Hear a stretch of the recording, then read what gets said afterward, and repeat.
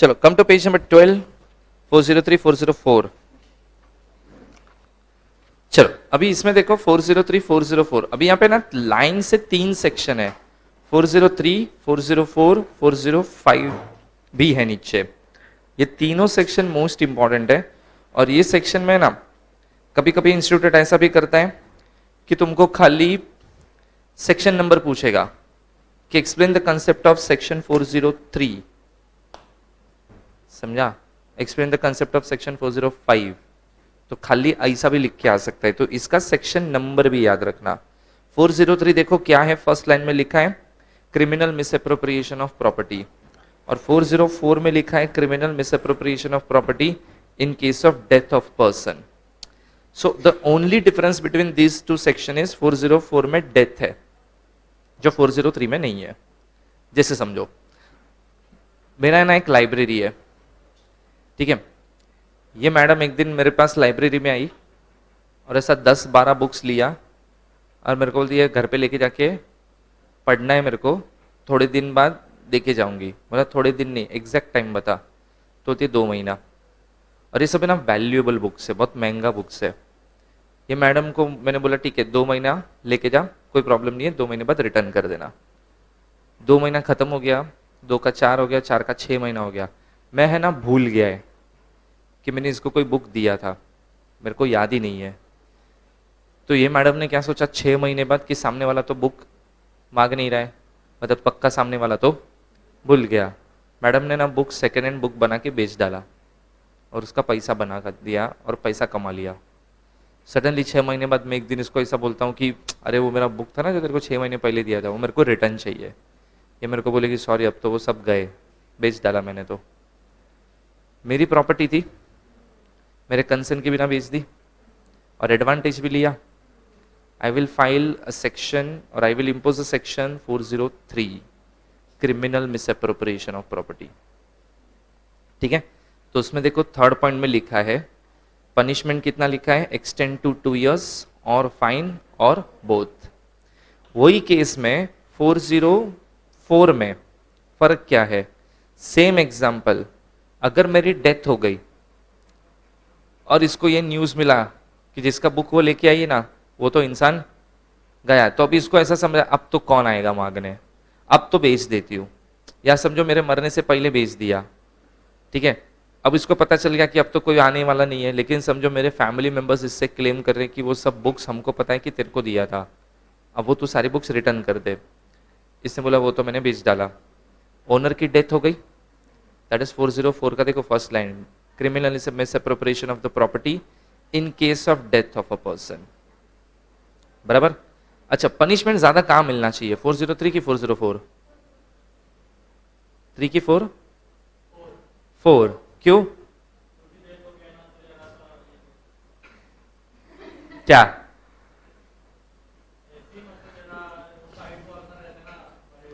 अच्छा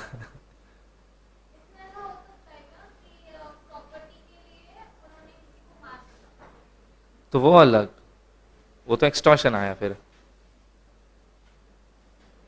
ठीक है।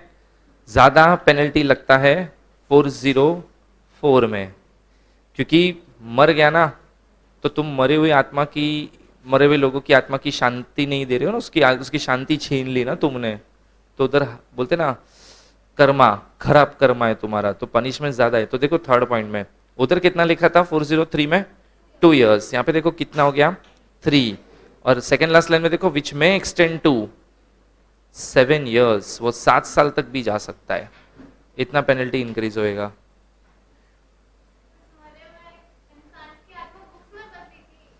नहीं नहीं, बट सोचो ना तुमने क्या किया, किसी का बुक लिया, बेच दिया, पैसा कमाया, तो ऊपर से तो वो देख रहा है ना कि कैसा हो रहा है नीचे हमारे साथ। तो नहीं तो नहीं, तो वो नहीं लगता है। हाँ सो 3 to 7 years की पेनल्टी लग सकती है। जो लास्ट 2 पॉइंट है वो दोनों एग्जाम्पल है, ठीक है। चलो उसमें देखो case, it has been held that under section 403 criminal misappropriation takes place even when the possession has been innocently come by, but where a subsequent change of the intention or from the knowledge of the some new fact which a party was not previously acquainted, the returning become the wrongful and the fraudulent. समझो, ये मेरे से ना 10 book लेके गई, but गलती से ना 2 बुक एक्स्ट्रा डाल दिए थे उसने, जो उसका ध्यान ही नहीं था, गलती से लिया, गलती से लिया, फिर घर पे गए ना तो देखा कि बुक्स लेना कितना था 10, गलती से आया कितना 12, तो 2 एक्स्ट्रा आया। लेकिन अभी ऐसा सोच रही है ये, छोड़ना, सामने वाले को तो समझा ही नहीं है, मैंने 12 बुक उठाया, अब मेरा। देखो, तुमने रॉन्गफुल एक्ट किया, यू नो दैट, तो तुम उसको रेक्टिफाई कर सकते थे, फिर भी तुमने नहीं किया, तो भी 403 लगेगा। देखो 10 बुक कैसा है, तुमने एडवांटेज लिया इंटेंशनली, वो 2 बुक गलती से आई, बट अल्टीमेटली एडवांटेज तो उससे भी लिया ना, तो चाहे तुम वॉलंटरीली लो या गलती से आया हो, अगर उससे एडवांटेज लेते हो तो 403 लगता है। ठीक है, नेक्स्ट आ जाओ 405। 3 years to file a case.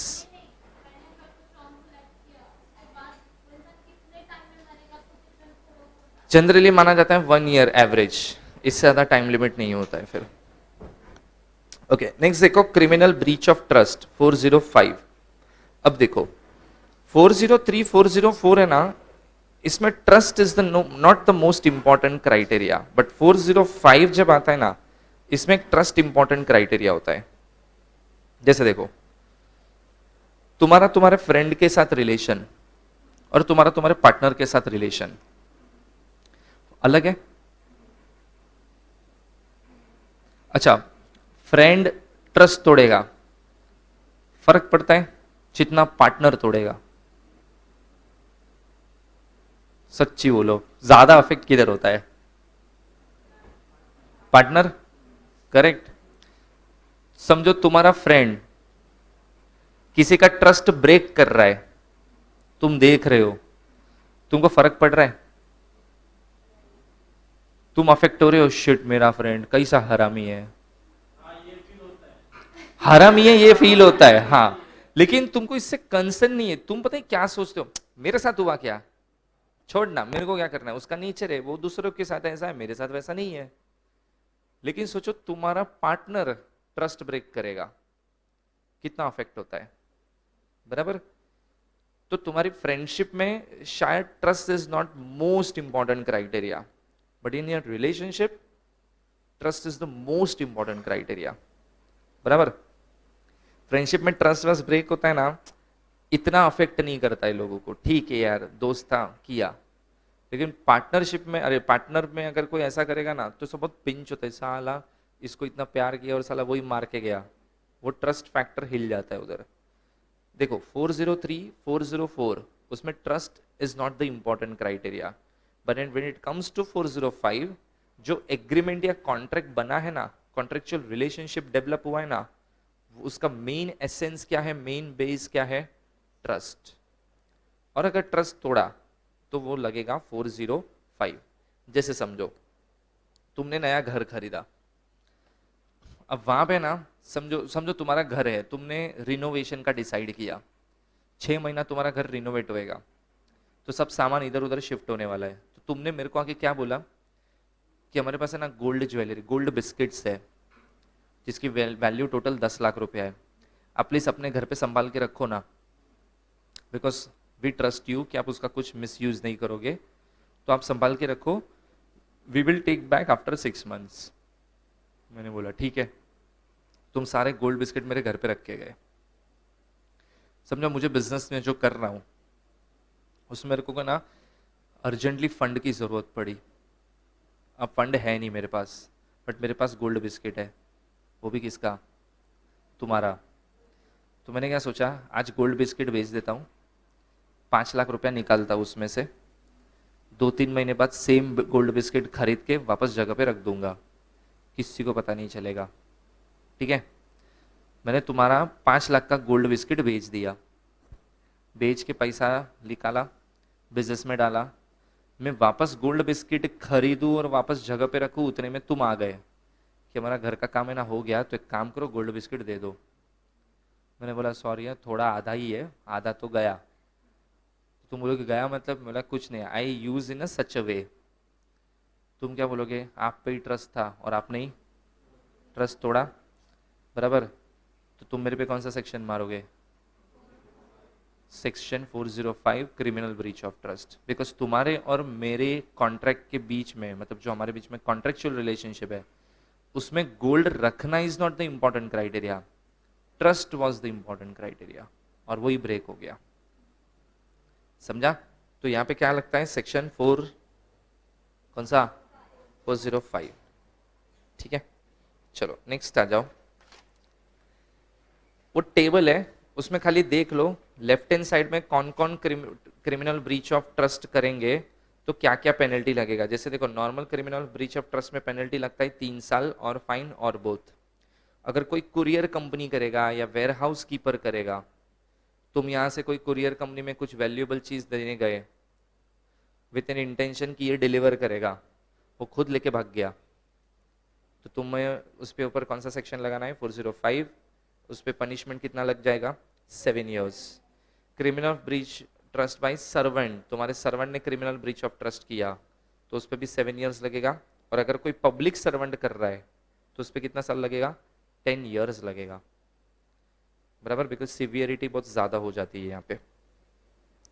चलो नेक्स्ट देखो, सेक्शन 415 चीटिंग।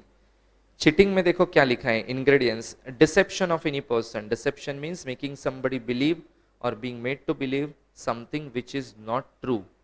कोई चीज ट्रू नहीं है बट मैं तुमको बोलता हूं कि ये ऐसा ही है, बिलीव मी, ट्रस्ट मी, ये यही है, जबकि मैं बोल रहा हूं ना वो रॉन्ग है, और तुम मेरी बात पे कन्विंस हो गए, और तुमको मेरी रॉन्ग इन्फॉर्मेशन भी क्या लग रही है, सही लग रही है, और तुमने मेरे साथ ट्रांजेक्शन किया, कल पता चला जो मैंने बोला था ना सब फेक रहा था मैं तो मैंने तुम्हारे साथ क्या किया है, चीटिंग किया है। ठीक है, चीटिंग का पनिशमेंट देखो कितना है, 1 year और फाइन और बोथ। ब्रीच ऑफ ट्रस्ट नहीं है, चीटिंग के लिए रिलेशनशिप होना, एक कॉन्ट्रैक्ट में trust is the most important criteria है, ये दिखाना पड़ता है।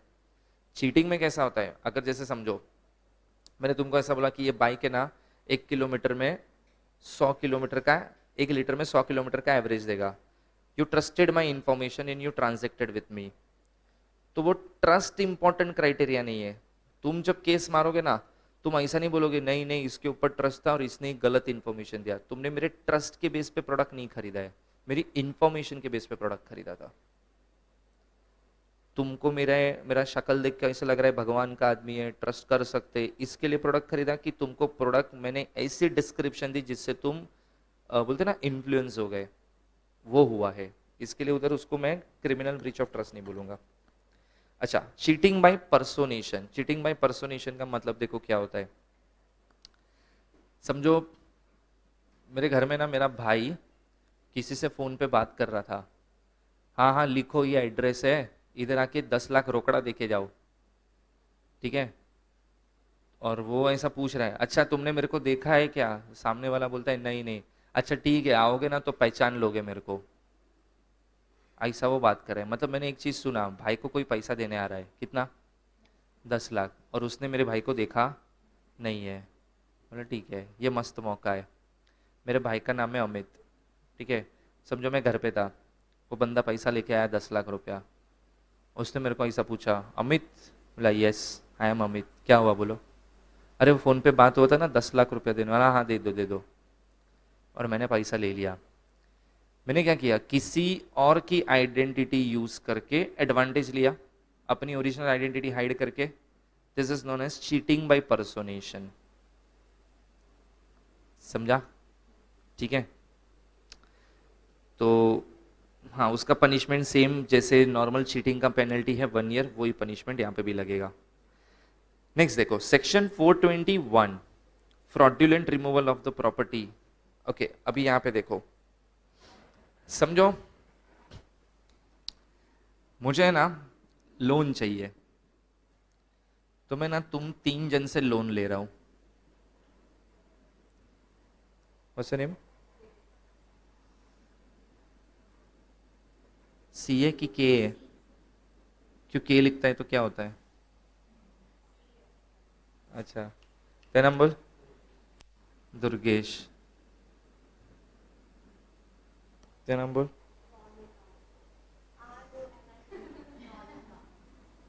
ये ऐसा कैसा नाम है रे? तेरे भाई का नाम रौनक हो गया? नहीं है? हाँ? पर्व। तो ऐसा क्यों लग रहा था, रौनक रखते रखते रोनिका कर डाला? ऐसा नाम तूने सुना है कभी? तो यूनिक है ना तू ही। हाँ, मैंने भी नहीं सुना है रे। ठीक है, समझो मैं तुम लोग तीनों से ना 20-20 लाख रुपया ले रहा है, और तुम लोग को है ना, जब तुम मेरे को पैसा दे रहे थे ना, तुमने मेरे को ऐसा बोला, कुछ सिक्योरिटी में असेट दो ना। बोला बस क्या, इतना भरोसा नहीं है मेरे पे? तो गलती से बोल भी दिया हाँ नहीं है। बोला अरे भरोसा करो, कुछ नहीं होएगा, टेंशन मत लो, पैसा देगा। मैं कहा देख, अगर सिक्योरिटी में कुछ असेट ही देना था तो मैं बैंक से लेता, तेरे से क्यों लेता? तुमने बोला ठीक है चलो भरोसा है। तो तुम मेरे तीनों पता है क्या हो? Unsecured creditors. अब मैंने क्या किया, पैसा देने का टाइम आया ना, उसके पहले मेरे पास 2 फ्लैट और एक बंगलो था, ये मैंने मेरी मॉम को गिफ्ट में दे दिया, ये मैंने मेरे डैड को गिफ्ट में दे दिया। तो आज मेरे पास ऑफिशियली क्या है? कुछ नहीं, मैं भिखारी है। ठीक है, मैंने तुम तीनों को फोन करके बोला मैं लोन का पैसा नहीं देगा, जो उखाड़ना है उखाड़ो जाओ। तो तुमने बोला ठीक है हम जाएंगे कोर्ट में केस करेंगे। बोला करो। कोर्ट में केस किया, तो कोर्ट सबसे पहले डिसीजन ऐसा सुना रहा है कि लेट्स फाइंड आउट कि how much property he owned, so that we can which sell which property and we can recover money, that we will calculate। तो 1 महीना इन्वेस्टिगेशन किया, कोर्ट ने एक ऑफिसर अपॉइंट किया। 1 महीने बाद वो ऑफिसर कोर्ट में आके बोलता है ये भिखारी है साला, कुछ नहीं है इसके पास, तो अटैच तो कुछ हो ही नहीं सकता because there is not a single property. मैंने बोला हाँ वो तो कुछ भी नहीं है। तो मैटर खत्म, पैसा डूब गया, गया ना? तो ये तो बहुत सिंपल है ना यार। तो मैं भी क्या करूंगा पता है, अनसिक्योर्ड क्रेडिटर से लोन लेगा, और फिर क्या करूंगा, मेरी जितनी भी प्रॉपर्टीज है मैं सब मेरे भाई बहन मॉम डैड बच्चा पार्टी मेरे जो भी है सबको बांट देगा, और बाद में बोल देगा लोन नहीं भरेगा, तुमको जो करना है कर लो। देखा कि असेट कुछ भी नहीं है तो कोर्ट बोलेगा ठीक है नहीं मिलेगा, 3 जन को बोल दिया सॉरी, मैटर ओवर। 20 लाख नहीं चाहिए तो कैसे मिलेगा फिर? जनरली पैसा कैसे निकलता है डिफॉल्ट के केस में? By selling of the asset. कितने असेट है मेरे पास? कुछ भी नहीं ना। तो पैसा निकालो, अभी क्या किडनी विडनी बेचोगे मेरा? है जेल में डालोगे? मेरे जेल में जाने से पैसा आ रहा है तुम्हारा? तुमको चाहिए ना मैं जेल में चला जाओ, चलो मैं 3 साल जेल में जा रहा हूं बस। मेरे 3 साल जेल जाने से कितना पैसा आया? क्या उखाड़ लिया फिर? और 60 लाख 3 साल जेल, चला भी जाऊं मैं तो मेरे को फर्क नहीं पड़ेगा। ऐसा सोचूंगा 3 साल आउट ऑफ इंडिया गया, 60 लाख कमा के आया, कैसे मिलेगा पैसा फिर? ये तो मम्मी का है पापा का है।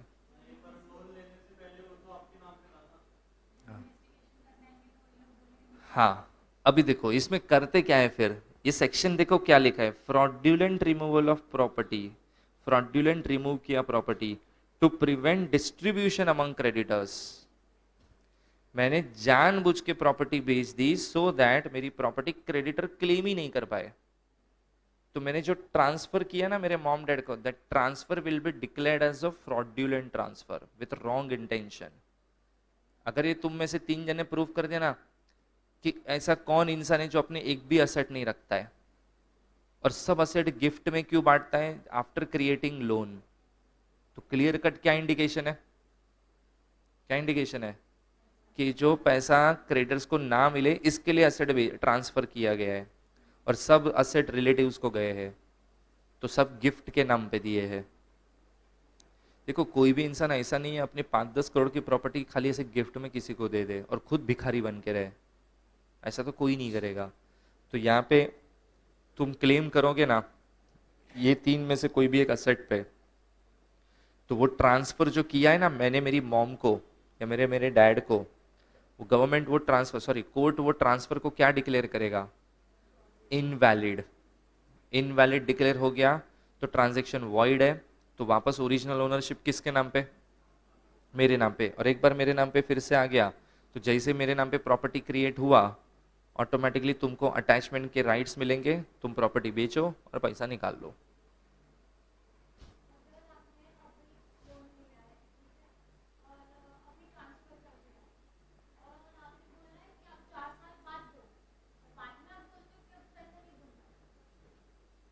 चार साल बाद क्या दूंगा, मतलब नहीं समझा मैं। हम्म। हाँ हाँ, मतलब गिफ्ट अब भी किया और लोन का ट्रांजैक्शन में सेटल करने वाला था 4 साल बाद, irrespective of the time limit ये प्रोविजन लगता है, बराबर। क्योंकि अगर 4 साल बोलूंगा ना, मतलब 4 साल तक प्रॉपर्टी रिकवर होती है, पैसा रिकवर होता है, तो मैं 5 साल करेगा, कल गवर्नमेंट 5 साल डालेगा तो मैं 6 साल करेगा। मैं भी तो शाना है ना। मतलब समझो, अगर मैंने आज ट्रांसफर कर दिया और लॉ में लिखा है जिस दिन ट्रांसफर किया ना वहां से पहले के 2 साल के ट्रांजैक्शन चेक किए जाएंगे, और 2 साल पहले जो भी ट्रांसफर किया वो सब इनवैलिड डिक्लेयर किया जाएगा, तो मैं ट्रांसफर 3 साल पहले करेगा। समझा ना, सच्ची समझा मैं क्या बोला।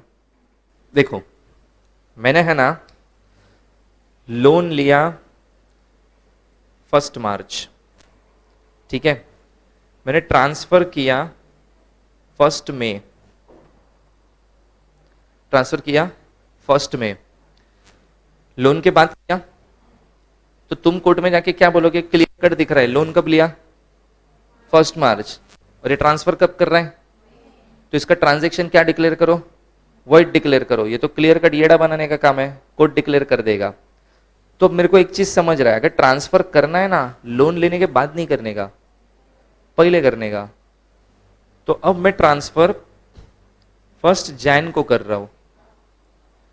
तुम चाहे ये ट्रांजैक्शन करो या ये ट्रांजैक्शन करो, कोर्ट हर ट्रांजैक्शन वॉइड डिक्लेयर कर सकता है। लोन के बाद ट्रांसफर किया तो भी वो वॉइड डिक्लेयर करेगा, लोन के पहले ट्रांसफर किया तो भी वो वॉइड डिक्लेयर करेगा।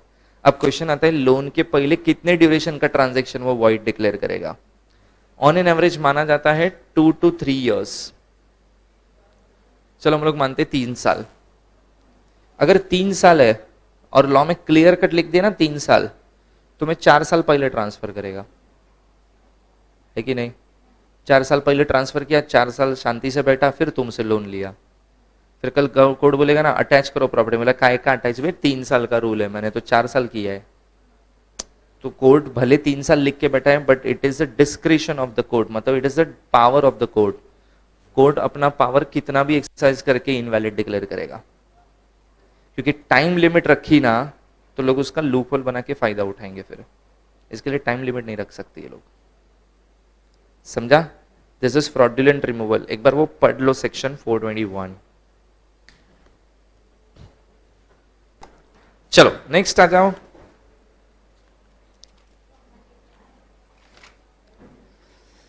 पेज नंबर 16 हो गया है, 17 पे आओ, उसमें सीधा जाओ समरी ट्रायल। ओके देखो, what is the meaning of summary trial. देखो समरी ट्रायल का मतलब होता है चिंदी केस, सिंपल लैंग्वेज में बोलो तो, ठीक है।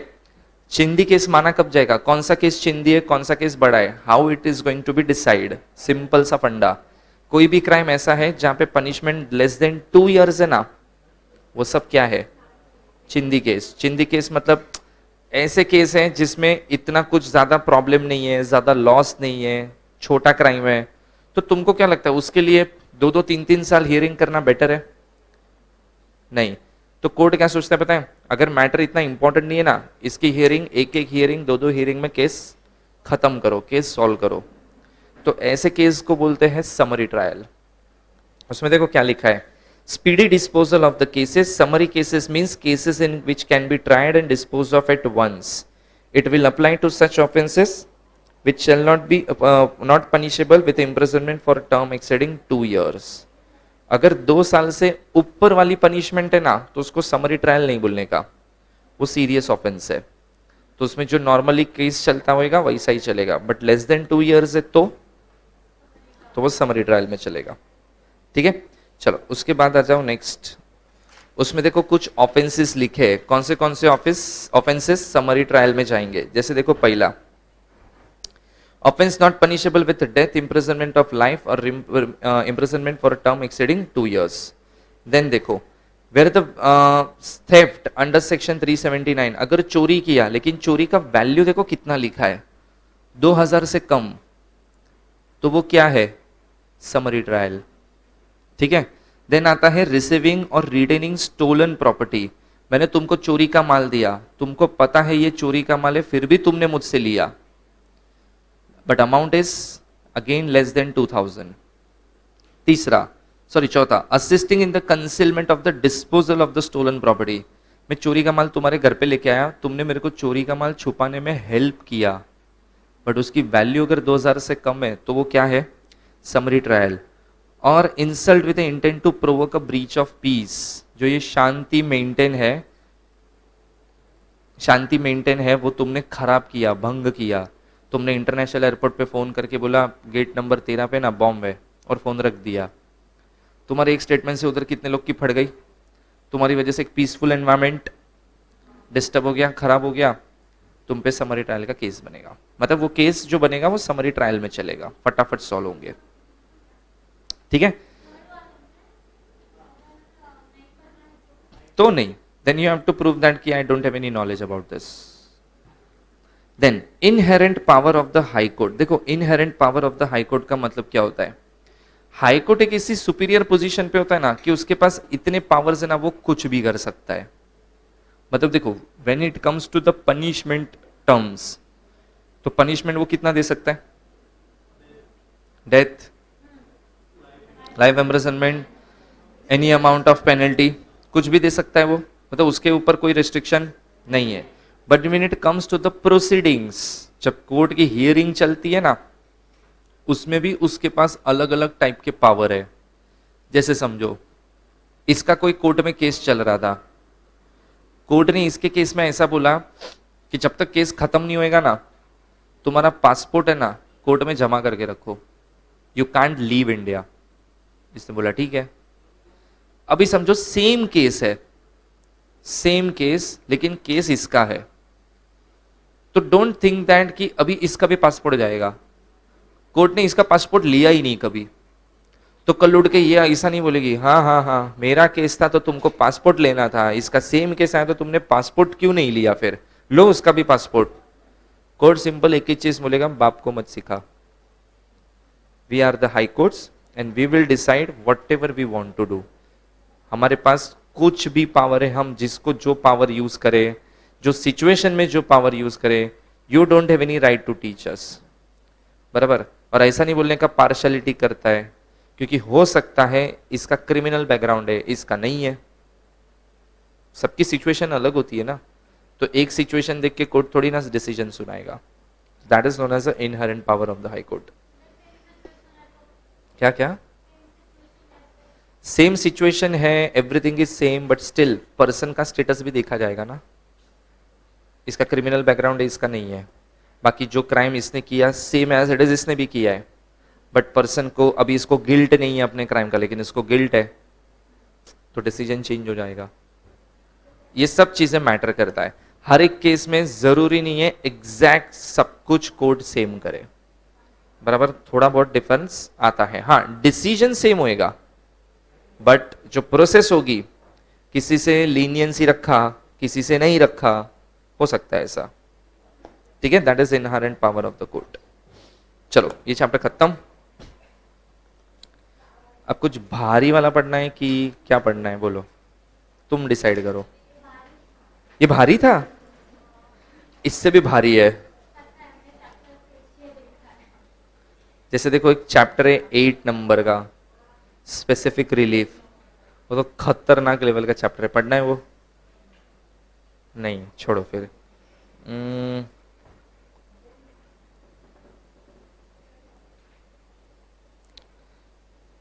देखो 5, 6, 7, 8 तो मैं नहीं पढ़ाऊंगा फिलहाल, नहीं वो बहुत गरीबों जैसा है यार, वो नहीं पढ़ना है अभी। चलो come to this chapter, interpretation of statutes 135। Boring है थोड़ा, but I will give you good examples तो समझ जाएगा chapter.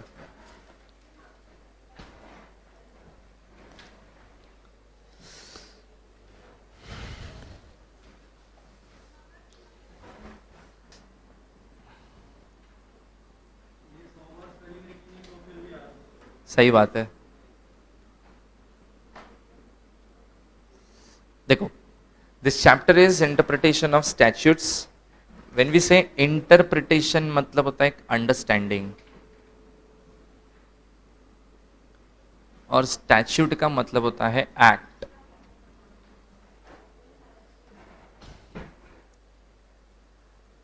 So basic meaning of the title is understanding wordings of the act. ठीक है, अब इसके ऊपर इतना फोकस क्यों किया है, एक्ट पढ़ने का, समझने का, इसमें इतना दिमाग क्यों लगाया, उसका रीजन है। देखो, पहले तो ना मैं कुछ एग्जांपल्स देता हूं तो तुमको समझेगा कि लोग लॉ में क्या क्या दिमाग लगाते हैं। ठीक है, जैसे देखो, एक सेक्शन था आईपीसी का, आई थिंक 497 ही था।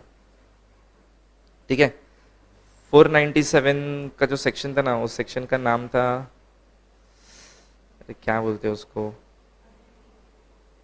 Adultery. Okay, now what is the meaning of adultery? Adultery का मतलब होता है if a married man performs a sexual relationship, sexual intercourse with a female other than his wife, तो वो husband पे क्या लगेगा, एडल्ट्री का सेक्शन लगेगा। इसकी पनिशमेंट है 5 years ऑफ इम्प्रिजनमेंट। बराबर। अब तुम इंडिया में लॉ पढ़ोगे ना, इंडिया में जितने भी लॉ है ना, मतलब specially related to crime, sexual harassment, sexual related कोई भी एक्ट, ये सब है ना फीमेल सेंटर्ड है, मेल सेंटर्ड कुछ नहीं है। मतलब गलत सेक्सुअल रिलेटेड चीज खाली किसके साथ हो सकती है इंडिया में, फीमेल के साथ। मर्द के साथ कभी कुछ नहीं होएगा, या तो मर्द के साथ होता होगा तो मर्द को क्या तकलीफ है, मजे ले लो, ऐसा इंटेंशन रखते ये लोग। तुमने देखो रेप केस सुने होंगे, किसके रेप केस सुने, फीमेल। कभी मेल रेप केस सुना है, बहुत रेयर। मतलब तुमको क्या लगता है ये होता ही नहीं है, होता है? तुमको क्या लगता है होता ही नहीं है? हाँ होता है ना, क्यों कंसिडर नहीं करते? मतलब अगर लड़की जाके बोलेगी ना कि रेप हुआ है तो पूरा पुलिस स्टेशन काम पे लगेगा। मैं जाके बोलूंगा ना रेप हुआ है, हाँ हंसेंगे और पहले तो बोलेंगे इसमें कंप्लेन क्या कर रहा है, अच्छा है ना, मजा आया ना, मेरे को ऐसा ताना मारेंगे ये लोग। अब देखो ये जो सेक्शन था ना, उसमें ऐसा लिखा था, if a married male performs a sexual intercourse with a female who is not a wife, then it is treated as कि male committed adultery। क्यों मेल मेल मेल, क्यों ऐसा, क्यों फीमेल नहीं कर सकती एडल्ट्री? किसी की वाइफ किसी के हस्बैंड के साथ, मतलब अदर देन हर हस्बैंड, किसी के साथ सेक्सुअल रिलेशन मेंटेन कर सकती है, तो क्यों ऐसा नहीं लिखा? कि तुमको मेल ही कैरेक्टरलेस लग रहा है? बात तो सही है ना, बराबर।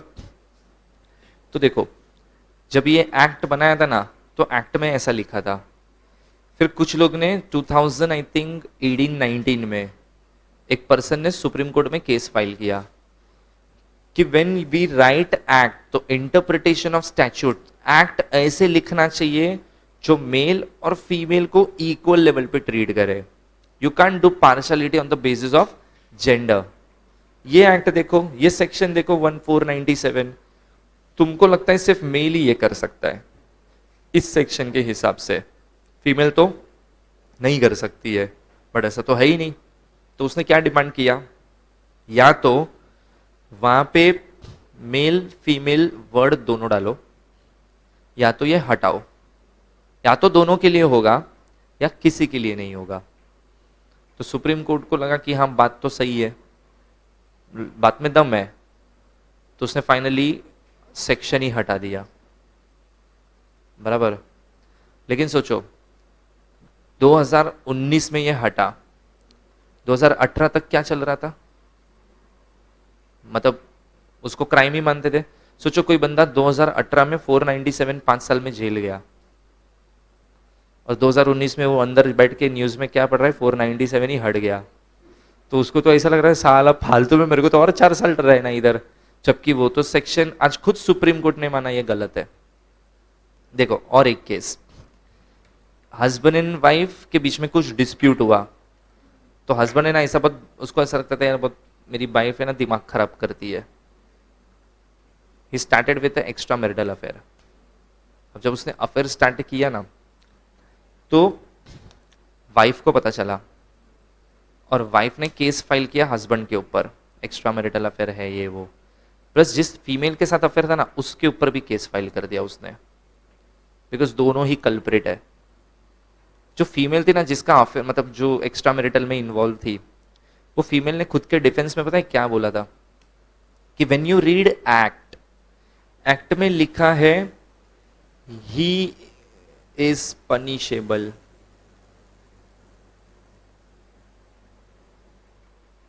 बराबर। ही मतलब मैं कौन है, लड़की, मेरे पे केस नहीं होएगा। बात तो सही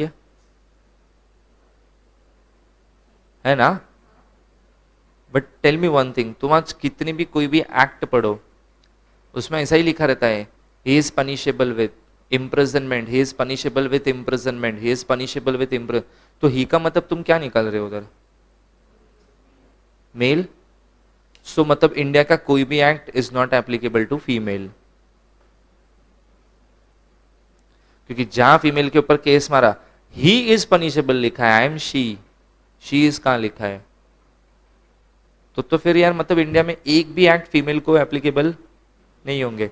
डोंट यू थिंक ये इंटरप्रिटेशन गलत है। तो सुप्रीम कोर्ट ने बाद में ऐसा बोला, if in act it is written he, it means he she और एनी अदर सब आ गए। तुम एक वर्ड का बस एक मीनिंग पकड़ के बैठ गए तो ऐसा नहीं चलेगा। अगर खाली ये ही फोकस मीनिंग रखूंगा तो ये एक्सक्लूड हो गया, ये भी एक्सक्लूड हो गया, वैसा नहीं चलेगा। तो सोचो एक्ट जब लिखा जाता है ना, कितना सोच समझ के वर्ड डाला जाता है। एक गलत वर्ड लिखा ना, लोग उस वर्ड को पकड़ के बैठ जाएंगे। हाँ तो हुएवर, क्योंकि समझो ही इज और शी नहीं लिख सकते, तो हुएवर, तो ही ओवर मतलब सब आ गए।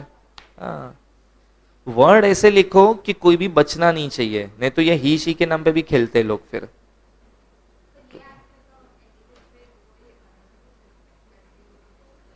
तो वो बाद में चेंज किया, फिर उन्होंने हटा ही दिया प्रोविजन, बराबर। क्योंकि खाली मेल फोकस क्यों हुए, फीमेल फोकस भी तो होना चाहिए ना। हाँ तो या तो उसने वही बोला था ना, या तो दोनों ऐड करो या तो हटा दो, तो उसने हटा ही दिया। गलत ही है, हटाना ही नहीं चाहिए था, फीमेल भी डालना चाहिए था, बट ठीक है। तो तब से आया ना कि extra marital affair is legal in India now, now it is legal in India.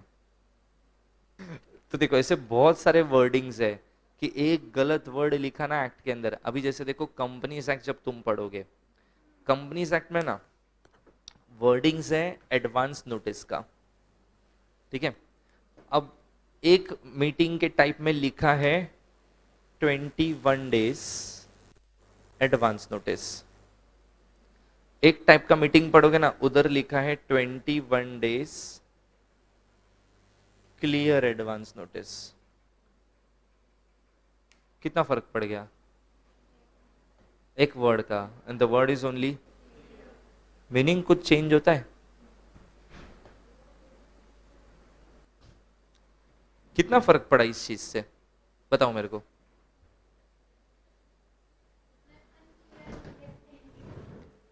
इधर 21 days unclear, but question is unclear भी किधर लिखा है? Then how you assume unclear? तो बट नहीं है तो इसका ये मतलब नहीं ना कि मैं एक वर्ड ऐड कर दूं अपने दिमाग के हिसाब से। देखो कुछ तो फर्क होएगा। तो फर्क क्या है? खाली क्लियर वर्ड डालने से कितना फर्क पड़ गया?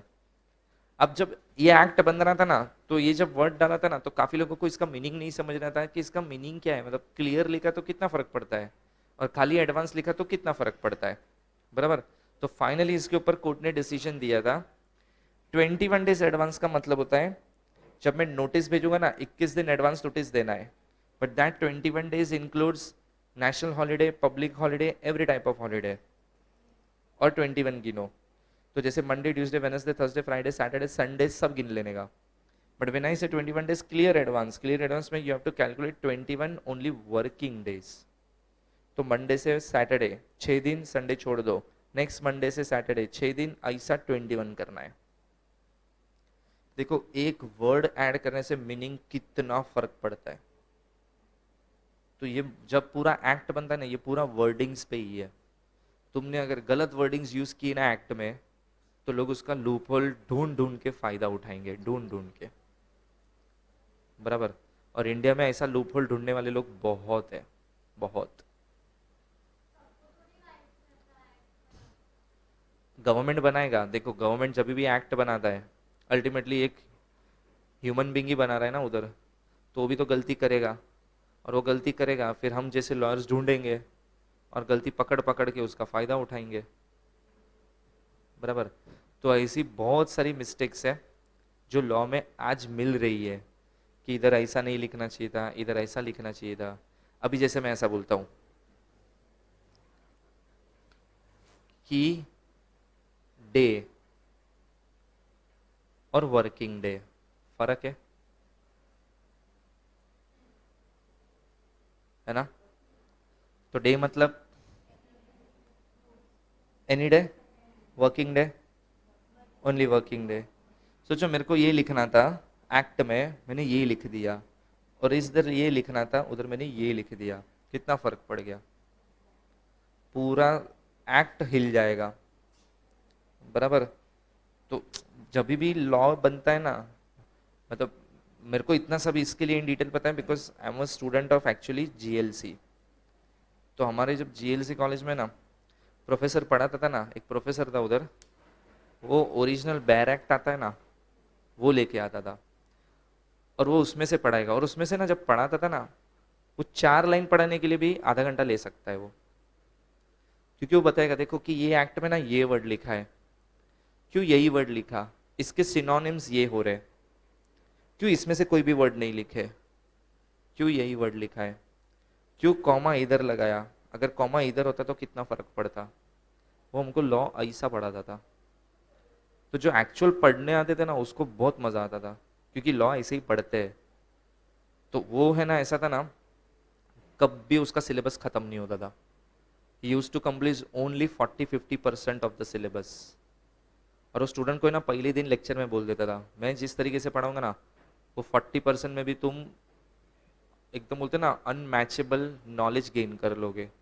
सो डोंट एक्सपेक्ट मैं पूरा पढ़ाएगा। कॉलेज को खुद को पता था ये कभी पूरा नहीं पढ़ाता है, फिर भी उसको कभी निकाला नहीं है, क्योंकि वो जो लेवल पे पढ़ाता है ना, वो लेवल पे कोई नहीं पढ़ा पाता था। उसको एक पैराग्राफ पढ़ाने के लिए कम से कम 1 घंटा लग जाता था। वो रीड करेगा sentence to sentence, word to word बताएगा, इधर ऐसा लिखा है इसका मतलब। अभी जैसे देखो, एक होता है इम्प्रिजनमेंट और एक होता है जेल। तुम कोई भी एक्ट पढ़ोगे ना, इम्प्रिजनमेंट लिखा है, जेल नहीं लिखा है, क्यों? क्या फर्क है दोनों में? जेल और इम्प्रिजनमेंट में फर्क क्या है?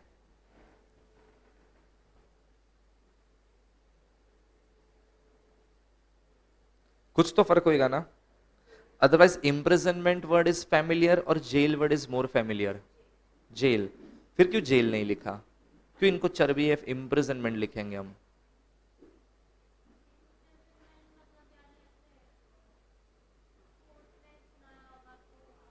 तो जेल,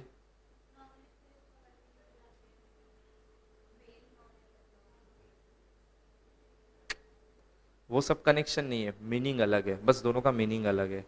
जेल मतलब something else, imprisonment means something else. क्या फर्क होगा? देखो जब मैं जेल सॉरी इम्प्रिजनमेंट बोलता हूँ ना, इम्प्रिजनमेंट का मतलब होता है any premises which is termed as in a simple language jail, which is controlled by the state government. That is the meaning of imprisonment. But when I say jail, jail private भी होती है, समझा? तो private jail होती है, इसके लिए jail नहीं लिखते। इम्प्रिजनमेंट का मतलब क्या हो गया? Controlled by government, state government. तो अगर जेल लिख दिया ना तो बोला ठीक है मैं हाउस अरेस्ट हो जाता हूँ, प्राइवेट जेल तो होती है ना, मैं घर से बाहर नहीं निकलेगा, इसके लिए कहीं जेल नहीं लिखा है, दे हैव रिटन इम्प्रिजनमेंट। सोचो मतलब कितना दिमाग लगाते हैं ये लोग, क्योंकि गलती से इम्प्रिजनमेंट के बदले जेल लिख दिया होता ना, हर बंदा उठ के बोलता है house arrest house arrest, jail नहीं जाएगा। तो घर में वो 24 घंटा भी बैठेगा तो उसको जेल वाली मतलब इम्प्रिजनमेंट वाली फीलिंग ही नहीं है, उसको अभी कभी भी अपने ऑफेंस का गिल्ट ही नहीं होएगा। तुम उधर खराब कंडीशन में रहोगे तो गिल्ट पैदा होएगा ना, इधर तो घर में वाईफाई है, बेड के बाजू में चार्जर है, एसी है, पंखा है, तो कहाँ गिल्ट आएगा तुमको कभी? समझा? कहाँ पे फेमिलियर हो गया? उधर फेमिलियर कोई नहीं होता है, क्योंकि उधर तुम देखोगे ना नेगेटिविटी ही उतनी है। तो सोचो ना तुम सब क्रिमिनल माइंड्स वालों के साथ रह रहे हो, तुम्हारा माइंडसेट देखो और क्रिमिनल लोगों का माइंडसेट देखो, मैच ही नहीं कर पाओगे, तुमको उधर नेगेटिविटी ही आएगा। वो हर गलत चीज कर रहा है उसके लिए वो सही है, और तुम्हारे लिए हर एक चीज वो गलत है, कैसे मैच होएगा? नहीं देखो तुम क्रिमिनल भी बनोगे ना, but when you go for the first time in jail, जो बंदा 10 साल से अंदर रह रहा है उसका माइंडसेट सोचो कैसा होएगा। और वो तो है ना अभी दादागिरी पे आ जाते हैं वो लोग अंदर, वो लोग तो तुमको मार मार के तुम्हारा खाना भी ले लेंगे, तुम क्या करोगे? तुम पुलिस वालों को ऐसा बोलोगे ना, मार के मेरा खाना ले लिया, मारा मारी कर रहा है इधर, प्लीज मेरे को प्रोटेक्ट करो, वो तुमको ऐसा ही बोलेगा, तू कौन सा अच्छा काम करके अंदर आया? तो ये सब प्रॉब्लम्स बहुत है अंदर। तो वो सब चीजों के मतलब देखो बोलते हैं ना, टर्मिनोलॉजी कितनी मैटर करती है।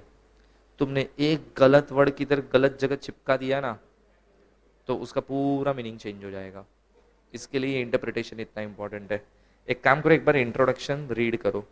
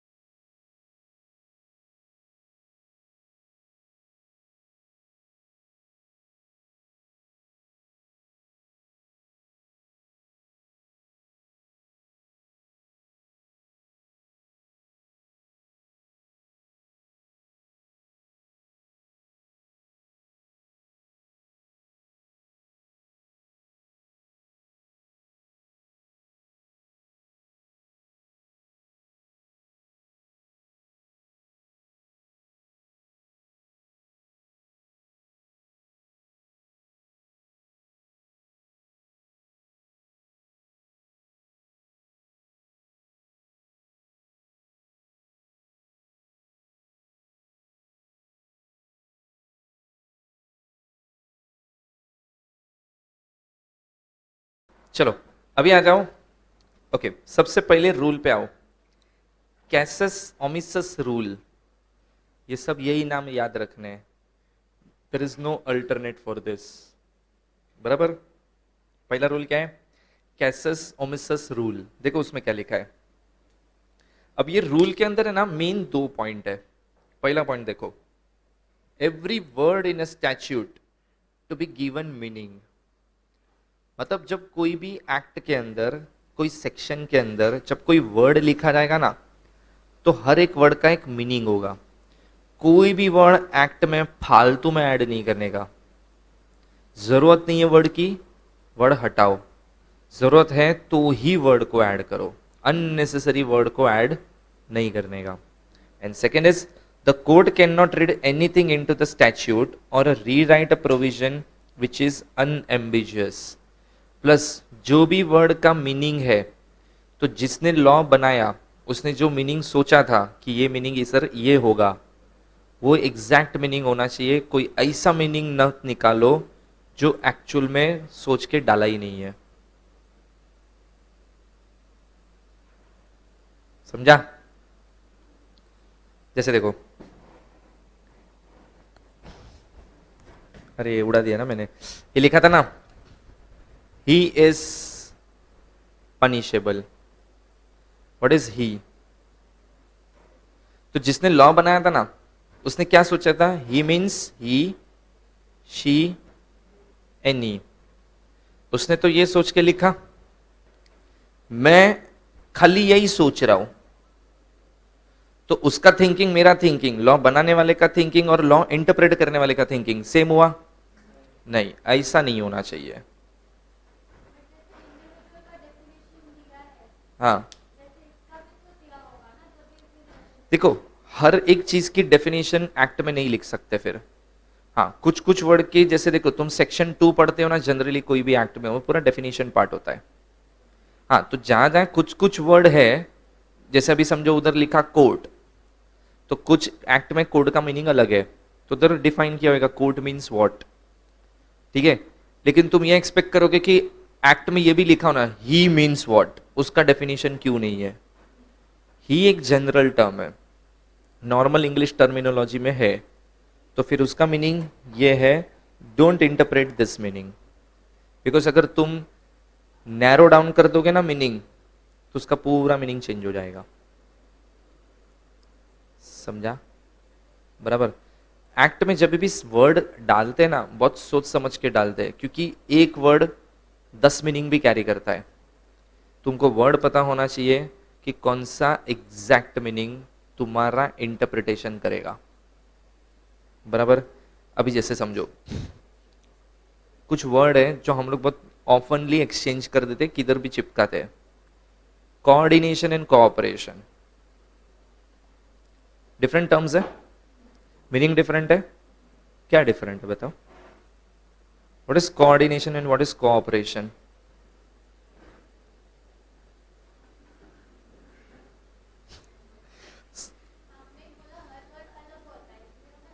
हाँ तो मीनिंग भी बताओ। सोचो, एक्ट में कोऑर्डिनेशन आना चाहिए था, मैंने लिख दिया कोऑपरेशन, और कोऑपरेशन लिखना चाहिए था, उसके बदले मैंने लिख दिया कोऑर्डिनेशन।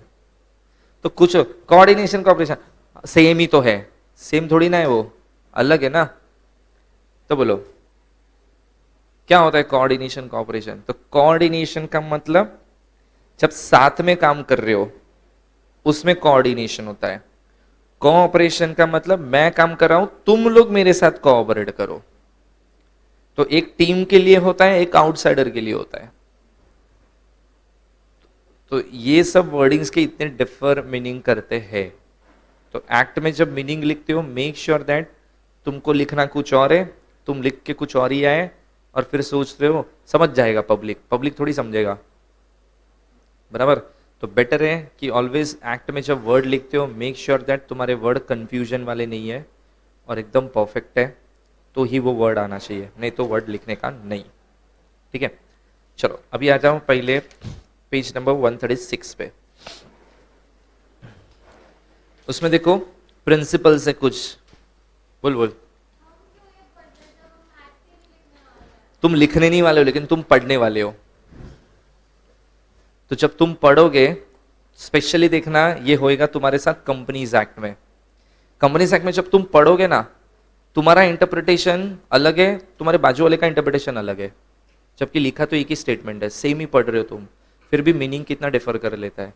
तुम बोल रहे हो अरे नहीं इधर ये वर्ड लिखा है इसका मतलब तो ऐसा है, कोई बोलेगा नहीं इसका ये मतलब तो ऐसा है, बराबर। तो मीनिंग क्या निकालते हो वो बहुत मैटर करता है, स्पेशली ये तुमको कंपनीज एक्ट, सेबी, ये सब में एक्चुअल में एक्सपीरियंस करने मिलेगा जब तुम वो पढ़ोगे ना तब। तो देखो प्रिंसिपल, प्राइमरी और अदर रूल में क्या है। प्राइमरी में देखो literal construction, Heydon's rule, rule of reasonable construction, rule of harmonious construction, rule of ejusdem generis. सामने वाला पढ़ने का ट्राई करो, चलो पहला पढ़ो।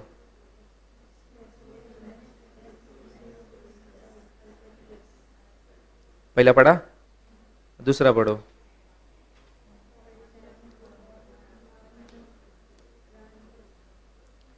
छोड़ो जाने दो, ये सब याद रखना है। क्या हो गया? अल्टरनेटिव नहीं है, यही याद रखना है, क्वेश्चन भी यही आएगा, ठीक है। तो जो पहला है, दूसरा है, तीसरा भी कुछ वैसा ही है, ये सब तुमको याद रखना है, और एक दो आएंगे बीच में, ठीक है। अभी देखो सबसे पहले आ जाओ उसके कंसेप्ट पे, लिटरल कंस्ट्रक्शन। अब देखो मैं 3-4 कंसेप्ट पढ़ाऊंगा ना, 3-4 कंसेप्ट के बाद तुमको एक फीलिंग आएगा सब सेम ही तो बोला, नया क्या बोला, पर डिफरेंस है। वो डिफरेंस ध्यान से सुनना क्या है। पहला देखो literal construction. So according to this rule, the word, phrases and the sentence of the statute are ordinarily to be understood in their natural, ordinary or popular and grammatical meaning, unless such a construction leads to an absurdity or the content or the object of the statute suggests a different meaning. Interpretation should not be given which would make other provision redundant. जाने दो, मेरे को पता तुमको नहीं समझा है। Third line पे देखो, वर्ड इज एब्सर्डिटी, कंफ्यूजन उसका मतलब होता है, और एक है रिडंडेंट, और रिडंडेंट का मतलब लिखो इनवैलिड।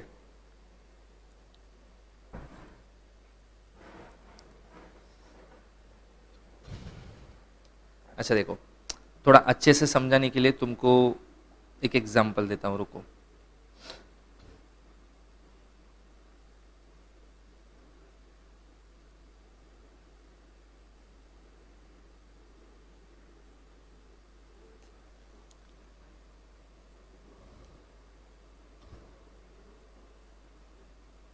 अच्छा गूगल में जाओ, मोबाइल निकालो, गूगल में जाओ।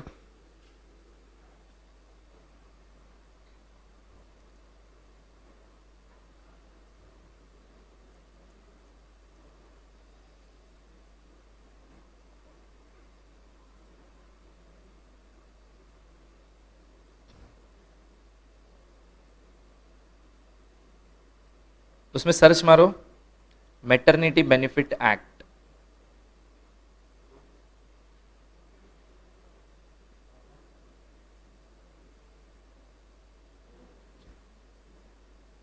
उसमें पीडीएफ मिलेगा एक, वो ओपन करो, मैटरनिटी बेनिफिट एक्ट।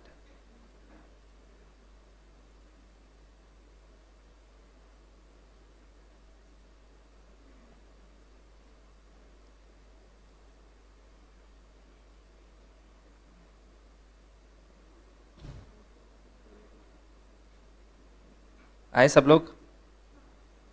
ओके हाँ, अभी देखो यहां पे है ना, सेक्शन 3 पे आओ। अभी देखो हर एक एक्ट के अंदर है ना, वर्ड का मतलब अलग अलग हो जाता है। अगर मैं तुमको ऐसा बोलूं चाइल्ड, इधर देखो, इधर इधर चाइल्ड मतलब क्या होता है तुम्हारे हिसाब से चाइल्ड का? बच्चा, टिल विच एज बच्चा? बिलो 18, मतलब 17 साल का बच्चा,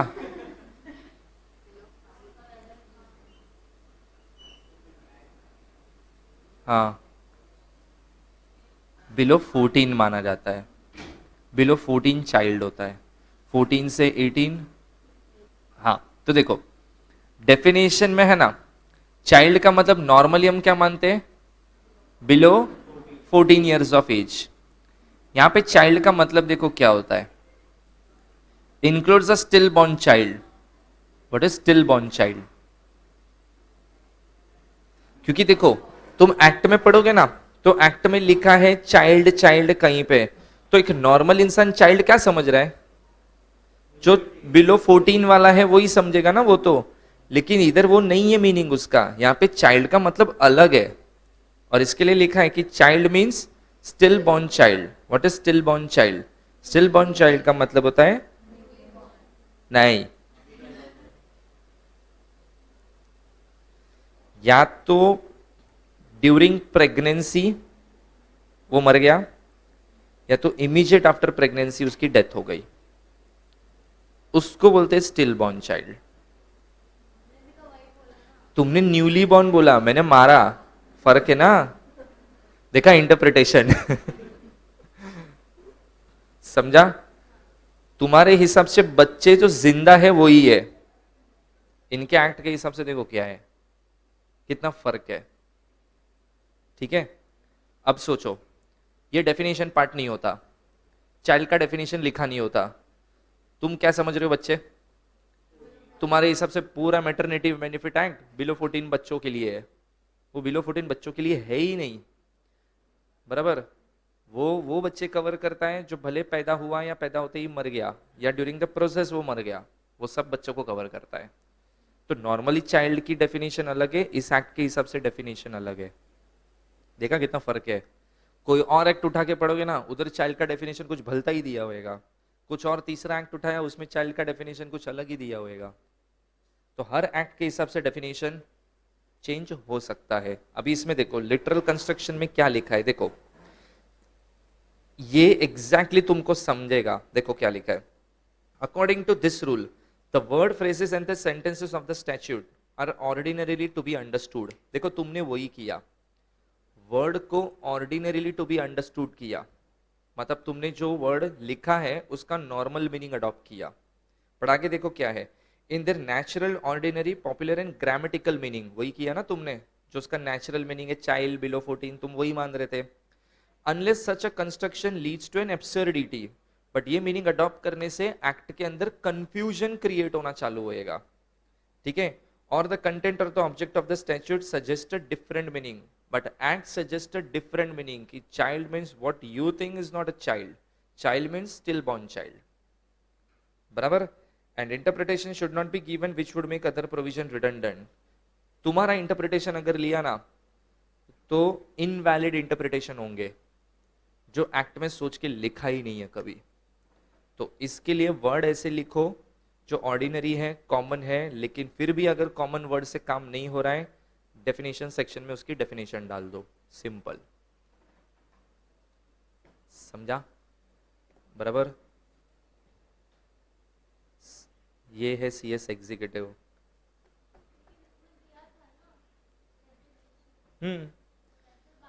देखो लिखा, हाँ हर एक्ट अभी जहां पे तुम जो सोच रहे हो वही बच्चे का मीनिंग है, तो डेफिनेशन नहीं बनाएंगे। तो अब डेफिनेशन नहीं है तो क्या समझने का, जो तुम समझ रहे हो, क्या समझ रहे हो, बिलो 14, हाँ तो समझो, उसमें प्रॉब्लम ही नहीं है। लेकिन इधर इनको पता है, तुम गवार लोग क्या समझोगे, मेटरनिटी के हिसाब से भी बिलो 14 तुम्हारे लिए चाइल्ड क्या है, बट उनका वो मीनिंग है, इसके लिए उन्होंने लिखा।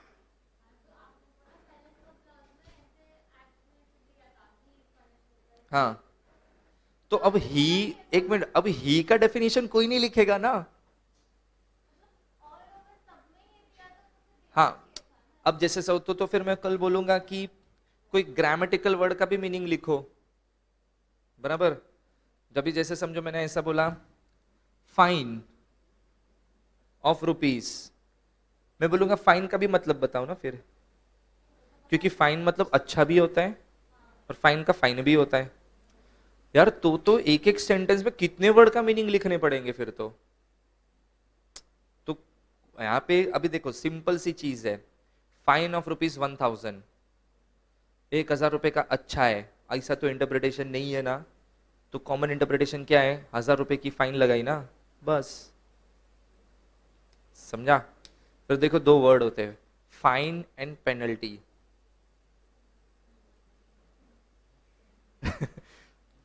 अपने हिसाब से दोनों दोनों सेम नहीं है, उसमें भी फर्क है।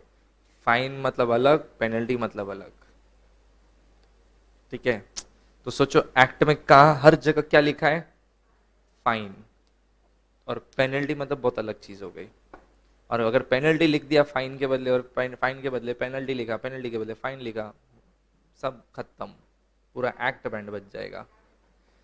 फाइन मतलब तुमने कुछ गलत किया ना, उसकी पनिशमेंट है ये। पेनल्टी मतलब कोई चीज तुमने टाइम पे नहीं किया ना, उसकी पेनल्टी है ये। तो फाइन रिस्ट्रिक्टेड चीज करने पे लगता है, पेनल्टी टाइम पे चीज नहीं करने पे लगता है। इतना तो दिमाग कभी नहीं चला है अपना, लेकिन ये लॉ है। समझा? सोचो एक वर्ड गलत सिलेक्ट किया ना, कितना मीनिंग चेंज हो जाता है उसका। जब एग्जाम में हम लोग आंसर लिखते ना, हम इतनी छोटी छोटी चीज पे ध्यान भी नहीं देते कभी। हम लिख के आते penalty of rupees, penalty of rupees, जबकि लिखना चाहिए था फाइन। फिर बाहर आके बोलते क्या मस्त पेपर लिखा है, लेकिन वो पेपर चेक कर ऐसा दिमाग का खराब होएगा ना, वो ये सब चीजें भी मिस्टेक ढूंढेगा तुम्हारी। समझा? चलो एक बार वो रूल पढ़ लो एक बार फिर से अच्छे से, लिटरल कंस्ट्रक्शन।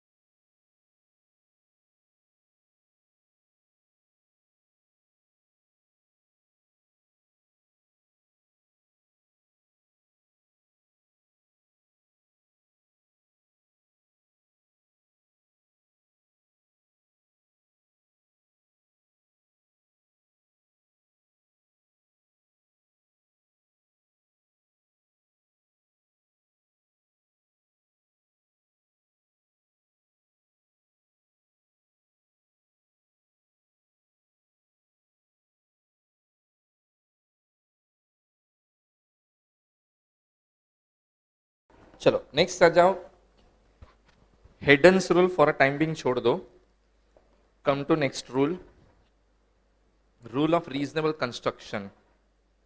जो स्लैश करके लिखा है वो तुम पढ़ो। अत्रेस मेजिस वलिद क्वम्प्रीत, ये याद रखना है, ठीक है, एग्जाम में पूछ सकते हैं खाली ये।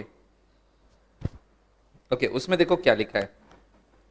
सो the word use in the statute have to be constructed in their ordinary meaning, but in many cases judicial approach finds that the simple device of adopting the ordinary meaning of the words does not meet the end as a fair and the reasonable construction. According to this rule, the words of a statute must be construed atris magis valet compris so as to give the sensible meaning to them. A provision of the law cannot be so interpreted to divorce it entirely from the common sense. Every word or the expression used in an act should receive a natural and the fair meaning. देखो इस rule के हिसाब से क्या है कि पहले तो नॉर्मली एक्ट में क्या बोला जाता है कि use such type of word which is very familiar, so that जब कोई इंसान पढ़ता है ना तो उसको समझे। देखो तुम अगर आज एक्ट पढ़ते हो ना तो ऐसा नहीं होगा कि तुमको एक्ट में कभी कोई चीज समझ ही नहीं रही है, बिकॉज एक्ट ना layman language which is known as very simple language में लिखा जाता है। उसका सबसे बड़ा इंटेंशन क्या होता है कि एक इंसान भले non commerce background non law background वाला भी होएगा ना तो भी वो पढ़ के समझ लेगा। लेकिन कभी कभी क्या होता है तुमने कुछ वर्ड ऐसे लिखे ना सो दैट नॉर्मल पब्लिक समझ जाए, लेकिन कुछ वर्ड ऐसे होते हैं जो तुम ऑर्डिनरी वर्ड यूज करोगे ना देन हाई पॉसिबिलिटी तुमको जो एक्सप्रेस करना है ना वो तुम कर नहीं पाओगे, because your selection of the word is not correct. So in some cases you have to use legal terminology. बराबर, हर बार ऑर्डिनरी मीनिंग लिखूंगा ऑर्डिनरी वर्ड लिखूंगा ऐसा जरूरी नहीं है। In some cases I have to write legal term, because legal term तुम्हारा एग्जैक्ट एक्सप्रेशन बताएगा। तो कभी कभी तुमको लीगल टर्म्स भी लिखना है। ये मत सोचो अरे यार लीगल टर्म्स लिखेगा तो ऑर्डिनरी पब्लिक कैसा समझेगा। ठीक है उसको थोड़ा बहुत नहीं समझ रहा है तो चलेगा, बट एटलीस्ट मुझे जो कन्वे करना है वो कन्वे तो हो रहा है ना, वो इंपॉर्टेंट है। समझा? ठीक है। अभी देखो next rule, rule of the harmonious construction. अब ये देखो क्या है हार्मोनियस कंस्ट्रक्शन होता क्या है। एक एग्जांपल ले रहा हूं, जैसे समझो कंपनीज एक्ट सेक्शन 96, उसमें ऐसा लिखा है AGM is applicable to all the types of companies except OPC, that is one person company। ये कहाँ लिखा है? सेक्शन 96। एक है सेक्शन 99, उसमें ऐसा लिखा है समझो AGM is optional for private limited, for private companies या for private limited companies।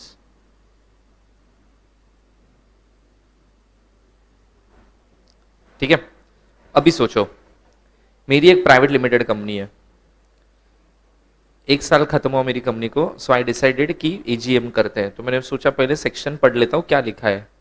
तो पहले मैंने क्या पढ़ा सेक्शन 96, उसमें क्या लिखा है AGM is applicable to all types of companies except OPC, that is one person company. मेरी कंपनी ओपीसी नहीं है तो सेक्शन 96 के हिसाब से मेरे को एजीएम रखना पड़ेगा। फिर मैंने धीरे धीरे सेक्शन 99 पे आया। 99 में मैंने पढ़ा लिखा है AGM is optional for the private limited companies. मैंने सोचा मेरा तो प्राइवेट लिमिटेड है तो मेरे लिए क्या है ऑप्शनल, रखना है तो रखो नहीं रखना है मत रखो। तो मैंने डिसाइड किया ये मेरे लिए है, मैं नहीं रखेगा। गवर्नमेंट मेरे को बोलता है तू एजीएम रखेगा बिकॉज रीड सेक्शन 96। मैं बोलेगा मैं नहीं रखेगा, रीड सेक्शन 99।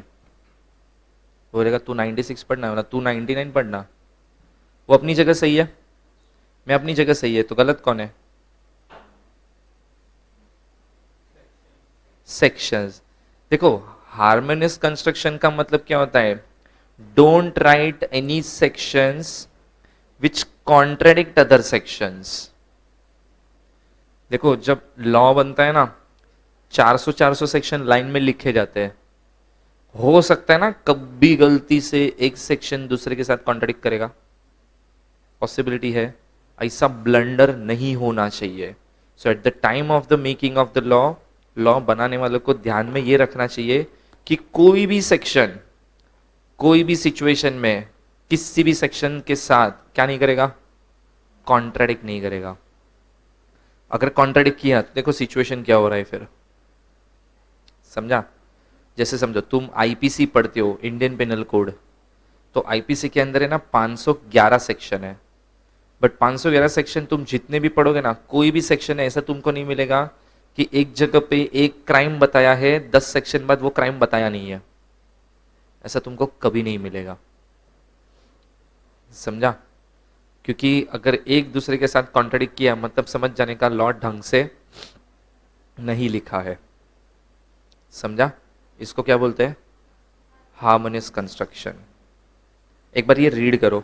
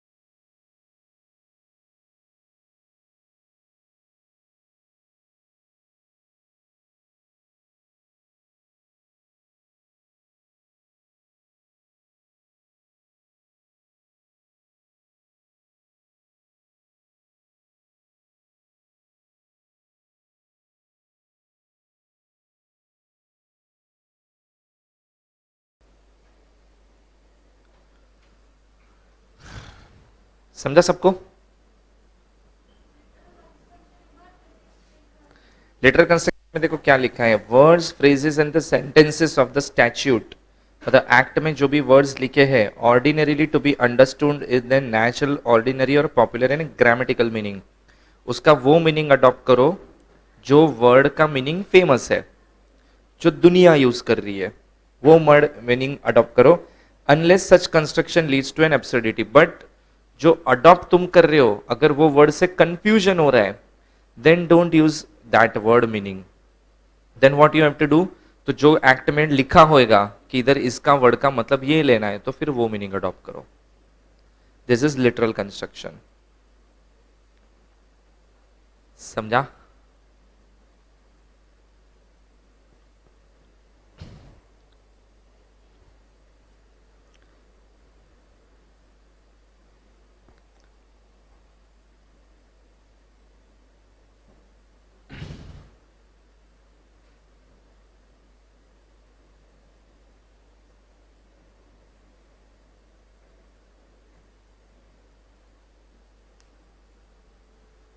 चलो उसके बाद आ जाओ, next is rule of ejusdem generis. अभी देखो एडजस्टम जनरस का मतलब क्या होता है, वहां पे देखो एक वर्ड लिखा है, ऑफ द सेम काइंड और स्पीशीज,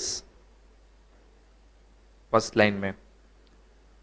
जैसे समझो तुम में से कुछ लोग ने दारू पिया होगा अपनी लाइफ में, बराबर? समझो मैं है ना तुमको पिकनिक लेके जा रहा है क्लास की, मैंने तुमको ना पिकनिक के टाइम पे ऐसा बोला दारू अलाउड नहीं है, ये मेरे को बोलता है सर प्लीज स्पेसिफाई दारू। बोला ठीक है, तो मैंने बोला देखो बियर अलाउड नहीं है, वोडका अलाउड नहीं है, वाइन अलाउड नहीं है, और क्या होता है? हाँ, हम अमीर नहीं है इतने, हमको नहीं पता, हम ये गरीबों वाले। रम अलाउड नहीं है, शैम्पेन वो तो महंगा आता है, वो कौन लाएगा, छोड़ो। मैंने ना ये 4 चीज लिखी, ये 4 चीज नहीं लेके आनी है, तो जिस दिन पिकनिक था, ये बस के उधर आया और हाथ में ना वो देसी दारू का बॉटल आता है ना, वो लेके चढ़ रहा है। तो मैंने बोला अच्छा देखो, ये ना जीएम का बड़ा बाटली लेके चढ़ रहा है मेरे सामने बस में। बोला वो भाई, दारू बोला था ना अलाउड नहीं है। तो बोलता याद करो आपने क्या बोला था, ये 4 चीज अलाउड नहीं है, आपने ये तो बोला ही नहीं है। इट मीन्स जो नहीं बोला वो अलाउड है। बोला हाँ, ऐसे लोग से मेरे को सीखने मिला। अब नेक्स्ट टाइम वापस पिकनिक लेके गया ना, मैंने जीएम भी ऐड किया। तो ये भाई साहब है ना, ताड़ी माड़ी लेके आया। यू नो व्हाट इज ताड़ी माड़ी? हाँ, करेक्ट करेक्ट करेक्ट, हाँ। वो आता है ना नीरा, नीरा तारगोला, हाँ। तो नीरा इवनिंग के बाद खराब हो जाता है ना वो ड्रिंक, तो वो दारू हो जाता है। ओके, ये ना दो ऐसा ताड़ी माड़ी का बॉटल लेके चढ़ रहा है मेरे सामने बस में। बोला दारू अलाउड नहीं है सर, आपने तो जीएम बोला था और ये 5 4 चीज बोली थी, यू नेवर स्पेसिफाइड व्हाट ताड़ी माड़ी। बोला वापस इड़ा बना के गया। अब मेरे को समझ रहा है, मैं 6 चीज लिखेगा, ये 7वां लेके आएगा। मैं 10 चीज लिखेगा, ये 11वां लेके आएगा।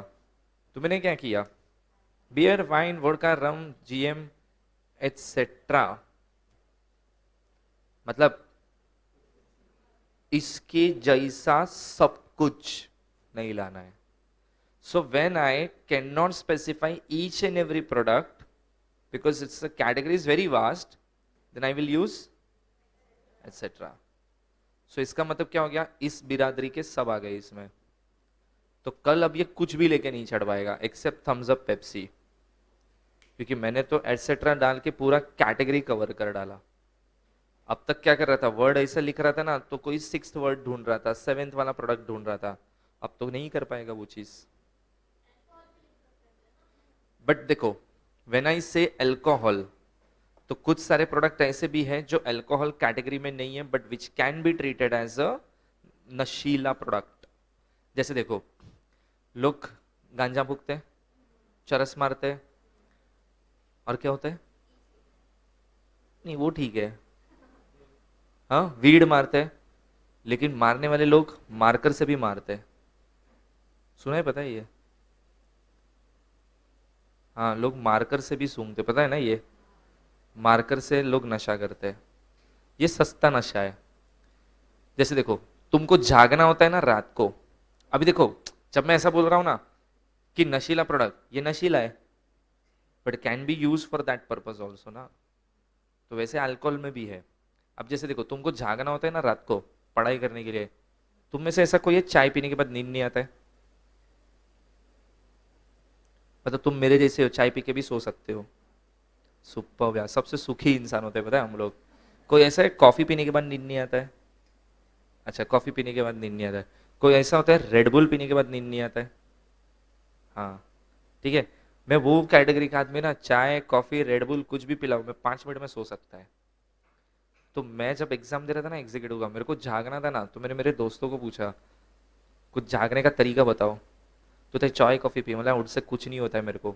तो ते रेड बुल पी, बोला नहीं उससे भी कुछ नहीं होएगा। मेरा एक फ्रेंड मेरे को सजेशन दिया, ब्रेड के ऊपर विक्स लगा के खा, तो होता है उससे। नशा नहीं है वो, बट नींद नहीं आता है उससे।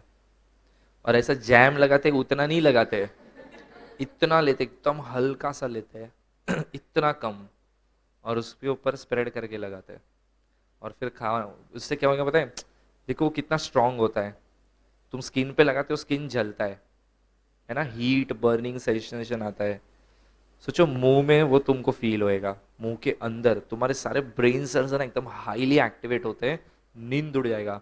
वो खाने का, फिर 2 4 ग्लास पानी पीने का, तुम्हारा नींद चला जाएगा। करना मत कभी, करना मत कभी। पता चला साला हॉस्पिटल पहुंच गए सीधा। सो देखो, एडजस्टिव जेनरिस क्या होता है? देखो, adjacent generis means of the same kind. The rule can be stated thus in the enumeration of the different subject in an act. General words following specific words may be construed with a reference to the antecedent matter. and the construction may be narrowed down by treating them as applying to the thing of the same kind as those previously mentioned, unless of course there is something to show that the word must be adopted in a wider sense and not in a narrow sense. एक दो तीन word लिखे followed by some words, तो इसका मतलब क्या हो गया, जितने स्पेसिफाइड है तुम खाली उतना ही इंटरप्रिटेशन करवाना चाहते हो। और अगर खाली उतना ही इंटरप्रिटेशन करवाना चाहता हूं तो मैं इंटरप्रिटेशन नैरो कर रहा हूं कि ब्रॉड बना रहा हूं, मैं नैरो बना रहा हूं। तो अगर मुझे उसको ब्रॉड बनाना है then I have to add this word, because et cetera add करने से वो इंटरप्रिटेशन कितना हो जाएगा, ब्रॉड बन जाएगा और सारी कैटेगरी उसके अंदर कवर हो जाएगी। नहीं, यही वर्ड है, यही वर्ड यूज होना चाहिए, उसका कोई अल्टरनेट नहीं है। चलो नेक्स्ट देखो, rule of expressio Younis exclusive अल्ट्रेस। इसका मतलब देखो क्या होता है, तुम में किसी को 12th में 90+% था, कितना 90 पॉइंट समथिंग था, कितने था 90, कितना परसेंट था 12th में? हाँ मैं नहीं 90+ कोई है, कोई नहीं, 80+ कोई है, कितना था 82, 83, तुम किधर हो सब लोग 70 80? सब 70 80 वाले ही हो, ठीक है समझो। चलो मैंने ना एक दिन ऐसा बोला कि जिसको भी है ना 12th में 80 एंड अबव है, आई will give you a treat.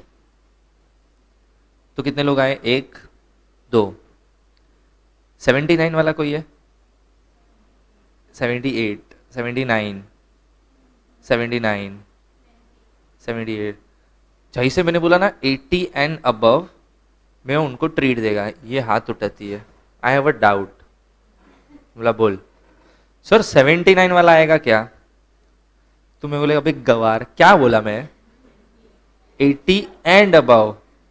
तो बोलते बट ये कहां बोला कि 79 एक्सक्लूडेड है, तुमने बोला क्या कभी? बोला हाँ बोला तो नहीं, तो फिर ऑब्वियसली मेरा क्वेश्चन तो जेन्युइन ही है। बोला बट जो मैं क्या बोल रहा हूं कि आई will give you treat those who scored 80 and above, इसका मतलब जो मैं नहीं बोल रहा हूं वो बाय डिफॉल्ट मैंने क्या किया, एक्सक्लूड किया है।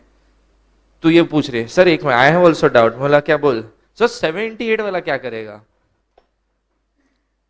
तो यार मैं भी क्या सबको आंसर देने बैठू? तो देखो यहां पे लिखा क्या है, rule of expressio unius est exclusio alterius, जो स्पेसिफिकली इंक्लूड किया है, तो जो नहीं बोला है वो बाय डिफॉल्ट एक्सक्लूडेड है। समझा?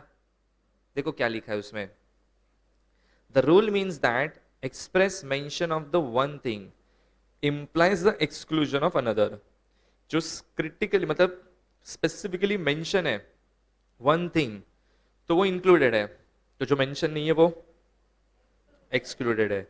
At the same time, general words in a statute must receive a general construction unless there is in a statute some grounds for the limiting and restraining their meaning by the reasonable construction, because many things are put into the statute ex abend। अच्छा एक काम करो, इधर है ना marking कर लो, इतना सब मत पढ़ना। हाँ 3rd लाइन तक मार्क करो बाय रीजनेबल कंस्ट्रक्शन, बस आगे का कट कर दो। 3rd लाइन है ना रीजनेबल कंस्ट्रक्शन, बस आगे का कट कर दो। लैटिन, ये सब लैटिन है।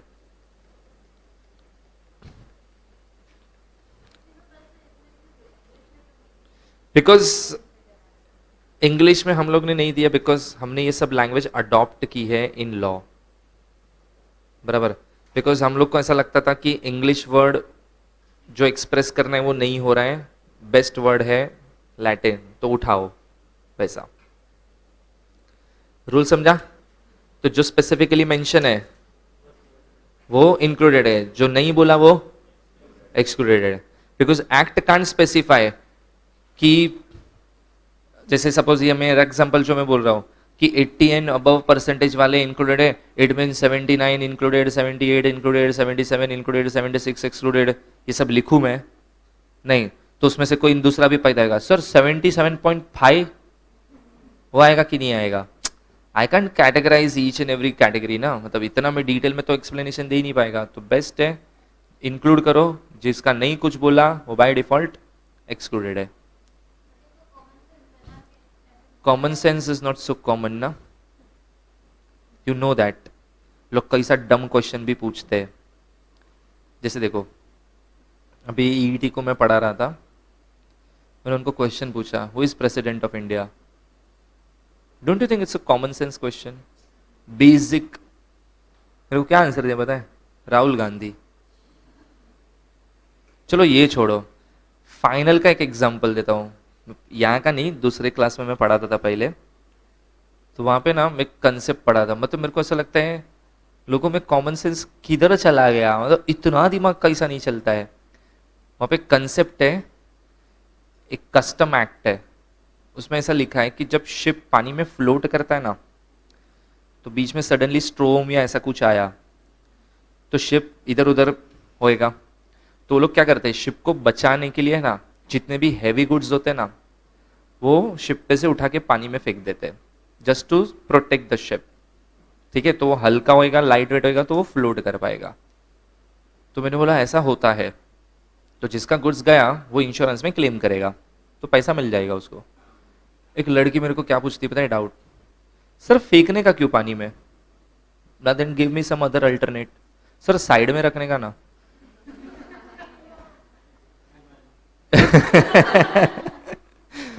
अब क्या बोलो मैं, बोलो। तो इसके लिए, और लॉ पता है कैसा है, लॉ ऐसा मानता है, प्लीज कॉमन सेंस भी मत लगाओ, हम सब चीज स्पेसिफाई करेंगे, क्योंकि तुम कॉमन सेंस लगाने बैठे, हर एक का कॉमन सेंस अलग है, फिर वो क्या क्या इंटरप्रेट करेगा पता नहीं, फिर तो बेटर है लेट अस स्पेसिफाई। थोड़ा 4 लाइन ज्यादा लिखना पड़ेगा उतना ही ना, लेकिन लिख लेंगे। लेकिन तुम पे छोड़ दिया ना, तुम तो बैंड ही बजा दोगे स्टेटमेंट का।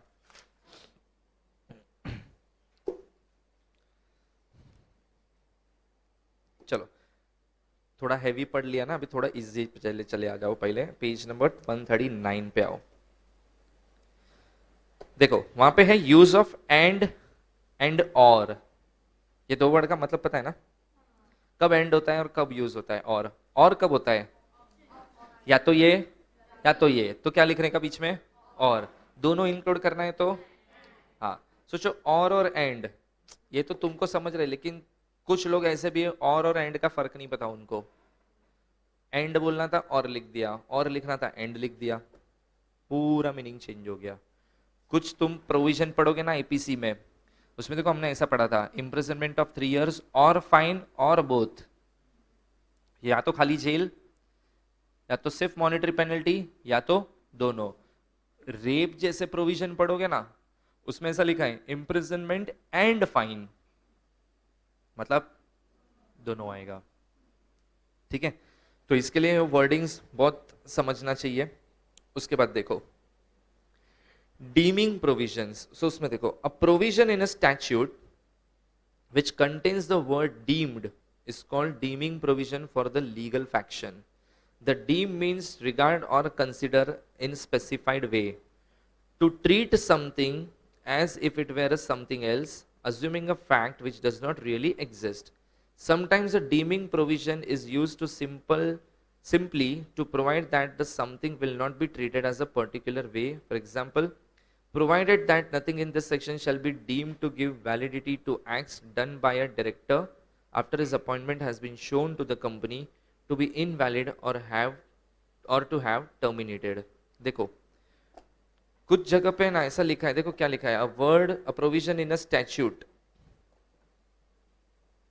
A provision in a statute which contains the word deemed is called the dimming provision. कुछ एक्ट के कुछ सेक्शन में ऐसा लिखा होता है डीम्ड, तो डीम्ड का मतलब तुमको एक अजम्पशन, मान लो ऐसा है, और वो तुमको ऐसा बोल रहे ना मान लो ऐसा है, इसका मतलब क्या हो गया, मान लो बोला ना, इसका मतलब दे आर नॉट स्पेसिफाइंग, वो तुम पे छोड़ दिया, समझा? हाँ, लेकिन तुम मान लो ऐसा है तब बोल सकते हो विच इज नॉट इन रियलिटी, तो ही ऐसा बोल सकते हो मान लो ऐसा है। मैं किसी को ऐसा बोलूं मान ले तू मेरी गर्लफ्रेंड है, तो मान ले तू मेरी गर्लफ्रेंड है मतलब रियलिटी में नहीं है, क्योंकि अगर वो रियलिटी में होती then I can't use word deemed ना।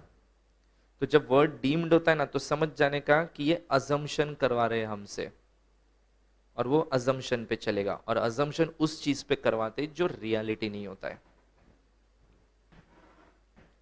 जैसे हम लोग बोलते हैं ना, सपोज मान लो तुम सीएस एग्जीक्यूटिव फर्स्ट अटेम्प्ट में पास हो गए, मतलब वो रियलिटी नहीं है, बराबर। तो वैसा है ये डीमिंग प्रोविजंस।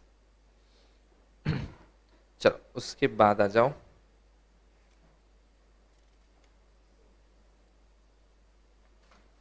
अच्छा पेज नंबर 138 पे देखो, use of May and shall. इसका मतलब पता है तुमको, मे और शैल का मतलब क्या होता है? मे मतलब है, अरे अलग है। मे मतलब शायद, और दूसरे वर्ड का मतलब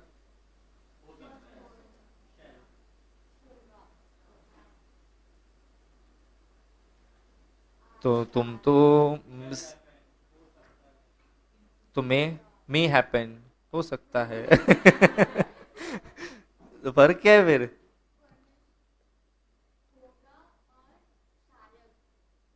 होगा और शायद होगा में फर्क है। मतलब अगर ऐसा बोल रहा हूं मेरा शादी होगा, और दूसरा क्या बोला तूने? मेरा शादी शायद होगा। एक काम करो, पढ़ो वो क्या बोल रहा है, क्या बोल रहा है? शैल बोला तो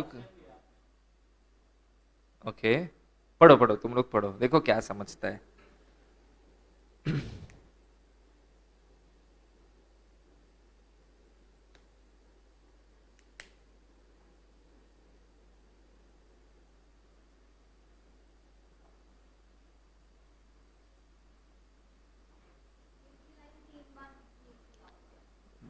इसको बोलते हैं लॉ। लेकिन अलग अलग तरीके से लिखा होगा, देख सेम नहीं लिखा होएगा। इसको बोलते हैं जलेबी बनाना।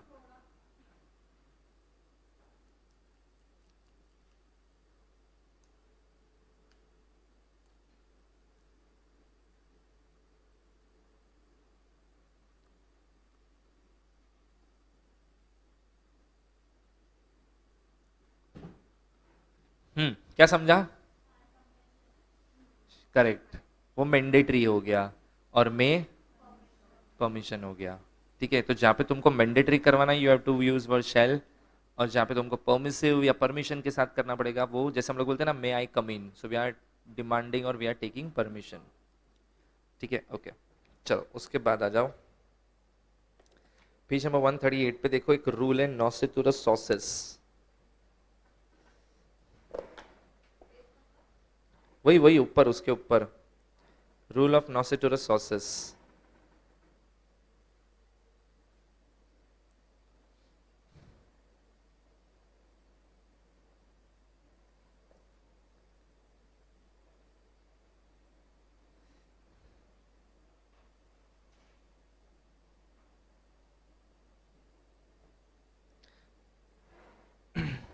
चलो अभी इसका मतलब देखो, नॉसिटुरस सॉसेस, समझो मैं एक स्टेटमेंट लिखता हूं,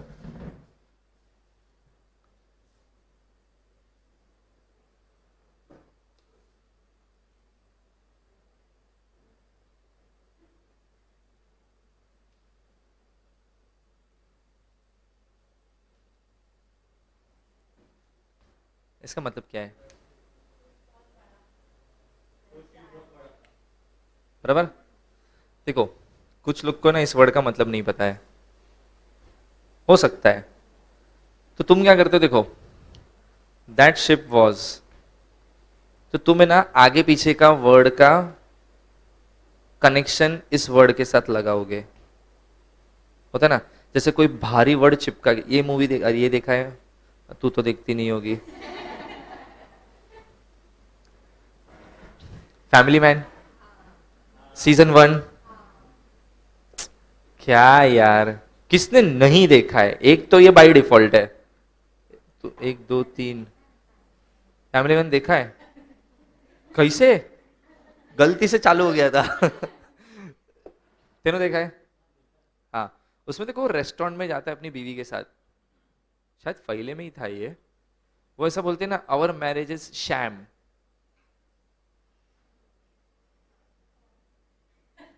ये सीन याद है? बोलो गाइस, हाँ। हाँ, वो ऐसे ही जाते हैं, दोनों रेस्टोरेंट में बैठे रहते हैं, डिनर करते हैं, तो उसका कुछ झगड़ा होता है हस्बैंड एंड वाइफ का, मनोज वाजपेयी और उसकी वाइफ का। तो उसकी बीवी ऐसा डायलॉग करते हैं, you know Shri, our marriage is sham. ये सोच रहा है शैम मतलब क्या है, और अवर मैरिज इज मतलब इसको बोला कुछ तो नेगेटिव ही बोला है, वो नीचे ना गूगल मारता है शैम, और शैम का वर्ड आता है मतलब बोगस। फिर वो बोलता है अच्छा, so according to you our marriage is bogus. देखो, बट एक चीज उसको समझा, उसने जो वे से बोला ना, अवर मैरिज इज शैम, इसका मतलब कुछ तो नेगेटिव है। देखो एक्सप्रेशन, आगे पीछे के वर्ड्स, ये सब हम जमा करके एक अजम्पशन लगाते हैं कि इस वर्ड का मतलब ऐसा है। तुमने एग्जाम में बहुत किया होगा, एग्जाम में क्वेश्चन आया, तुमको क्वेश्चन पढ़ा, तुमको ना एक दो वर्ड समझ नहीं रहे, तुमको ऐसा लग रहा है ये आगे पीछे का वर्ड देख के लग रहा है ऐसा ही कुछ होएगा, और तुम फेंकना चालू करते हो। तुमने कौन सा रूल अप्लाई किया? नॉसिटोरस सॉसेस। इसका मतलब जब कोई वर्ड का मीनिंग नहीं पता होता है, तो आगे पीछे के वर्ड पढ़ो, क्या कनेक्शन में लिखा है वो देखो, and try to interpret the meaning. बराबर, इसको बोलते हैं नॉसिटोरस सॉसेस। वो पढ़ लो, 4 लाइन।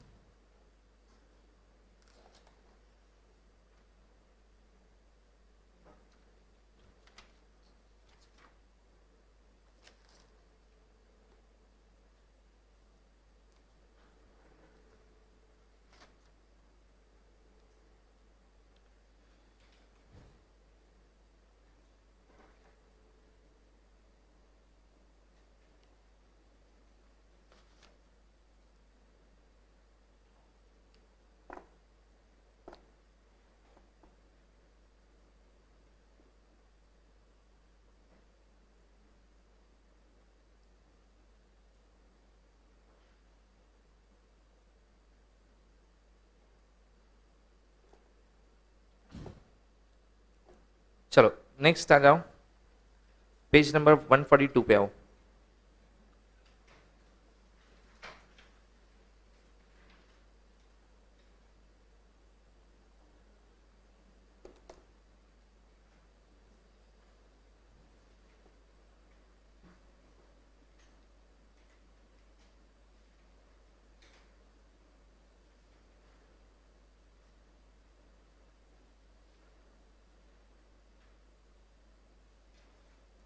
ओके, उसमें देखो doctrine of impossibility of performance. अब ये देखो क्या लिखा है। So the doctrine of impossibility of the performance which is reflected in the following legal Maxim's which court apply in interpreting a statutory provisions. An impossible null nest tenue, that is, no one is bound to do what is impossible and nobody is expected to do the impossible. देखो, समझो कोई act के अंदर कोई ऐसी चीज लिख दी गलती से which is in reality impossible to perform, तो कोर्ट ऐसे सिचुएशन में कौन सा रूल अप्लाई करेगा उस पर्टिकुलर सेक्शन या प्रोविजन के ऊपर? Doctrine of impossibility of performance. इसका मतलब ये चीज करना इम्पॉसिबल है तो ये प्रोविजन एप्लीकेबल नहीं होएगा। तो फिर अगर गवर्नमेंट को लगता है कि ये प्रोविजन काम का है बट गलत तरीके से ड्राफ्ट किया गया है, तो उसके ऊपर अमेंडमेंट लेके आएंगे वो लोग। बट कोई भी इम्पॉसिबल चीज लॉ में करना अगर मना किया है या लॉ के हिसाब से तुम नहीं कर सकते तो वो फिर तुमको करना ही नहीं है। जैसे देखो, हिंदू मैरिज एक्ट पढ़ोगे ना, तो हिंदू मैरिज एक्ट में ऐसा लिखा है कि हिंदू में मेल और फीमेल एक ही शादी करेगा। सेकंड करना है तो फिर डिवोर्स लो, या तो फिर पार्टनर का मरने का वेट करो, तब कर सकते हो। ठीक है, तो अगर सपोज मैं ऐसा बोलूं ना कि my wife is alive, she is not giving me divorce, but I want to marry someone else, तो क्या कौन सा प्रोविजन है कोई? तो मैं ऐसा बोलूं कि इसको क्या मान लिया जाएगा? Doctrine of impossibility of performance. तो मैं कोड को ऐसा बोलूंगा, कुछ तो अल्टरनेट होएगा ना, कुछ तो निकालो मेरे लिए। कोड बोलेगा doctrine of impossibility of performance. इसका कोई तरीका नहीं है, कुछ नहीं, जो है वो दो में से कोई एक सिचुएशन होगी तो करना, नहीं तो नहीं होएगा। बराबर? तो मतलब कोड काफी सारे प्रोविजंस, मतलब सेक्शंस में ऐसा लिखा होता है कि ये करना है तो this is your maximum limit beyond which you can't go, and if you can't go beyond this it means it is impossible to perform. हाँ, लेकिन समझो फिर भी मैंने कर दिया सेकेंड मैरिज, तो मेरे मैरिज की वैलिडिटी कितनी है कुछ? मैरिज किया, मंगलसूत्र पहनाया, 7 फेरे भी लिए, पंडित से आशीर्वाद भी लिया, उसको दक्षिणा भी दिया, मंदिर में भी किया।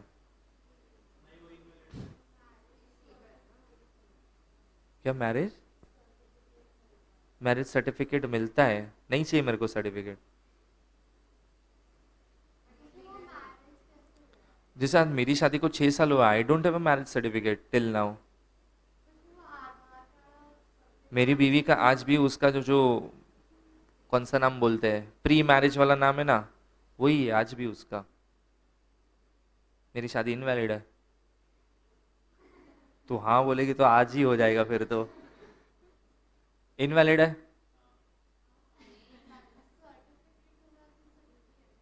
मेरे पास सर्टिफिकेट भी नहीं है, कोई प्रूफ नहीं है एक्सेप्ट फोटोग्राफ्स, और ना उसने नाम चेंज किया, मतलब उसके नाम के पीछे मेरा नाम भी नहीं है।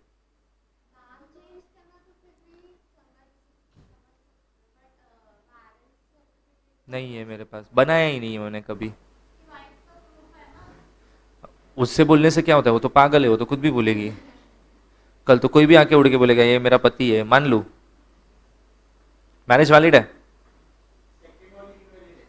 फर्स्ट वाली, चलो फर्स्ट वाली तो वैलिड है, सेकंड इनवैलिड है। लेकिन सेकंड में मैंने सब रिचुअल सही किए हैं। हाँ, तो खाली रिचुअल सही करने से तुम्हारा इनवैलिडिटी, सॉरी वैलिड एक्ट इनवैलिड नहीं हो जाएगा, सॉरी इनवैलिड एक्ट वैलिड नहीं बनेगा, बिकॉज लॉ के हिसाब से इट इज इम्पॉसिबल। तुमने किया इम्पॉसिबल चीज तो वो रॉन्ग ही है, और उसकी validity in the eyes of law कुछ भी नहीं है। क्या मतलब?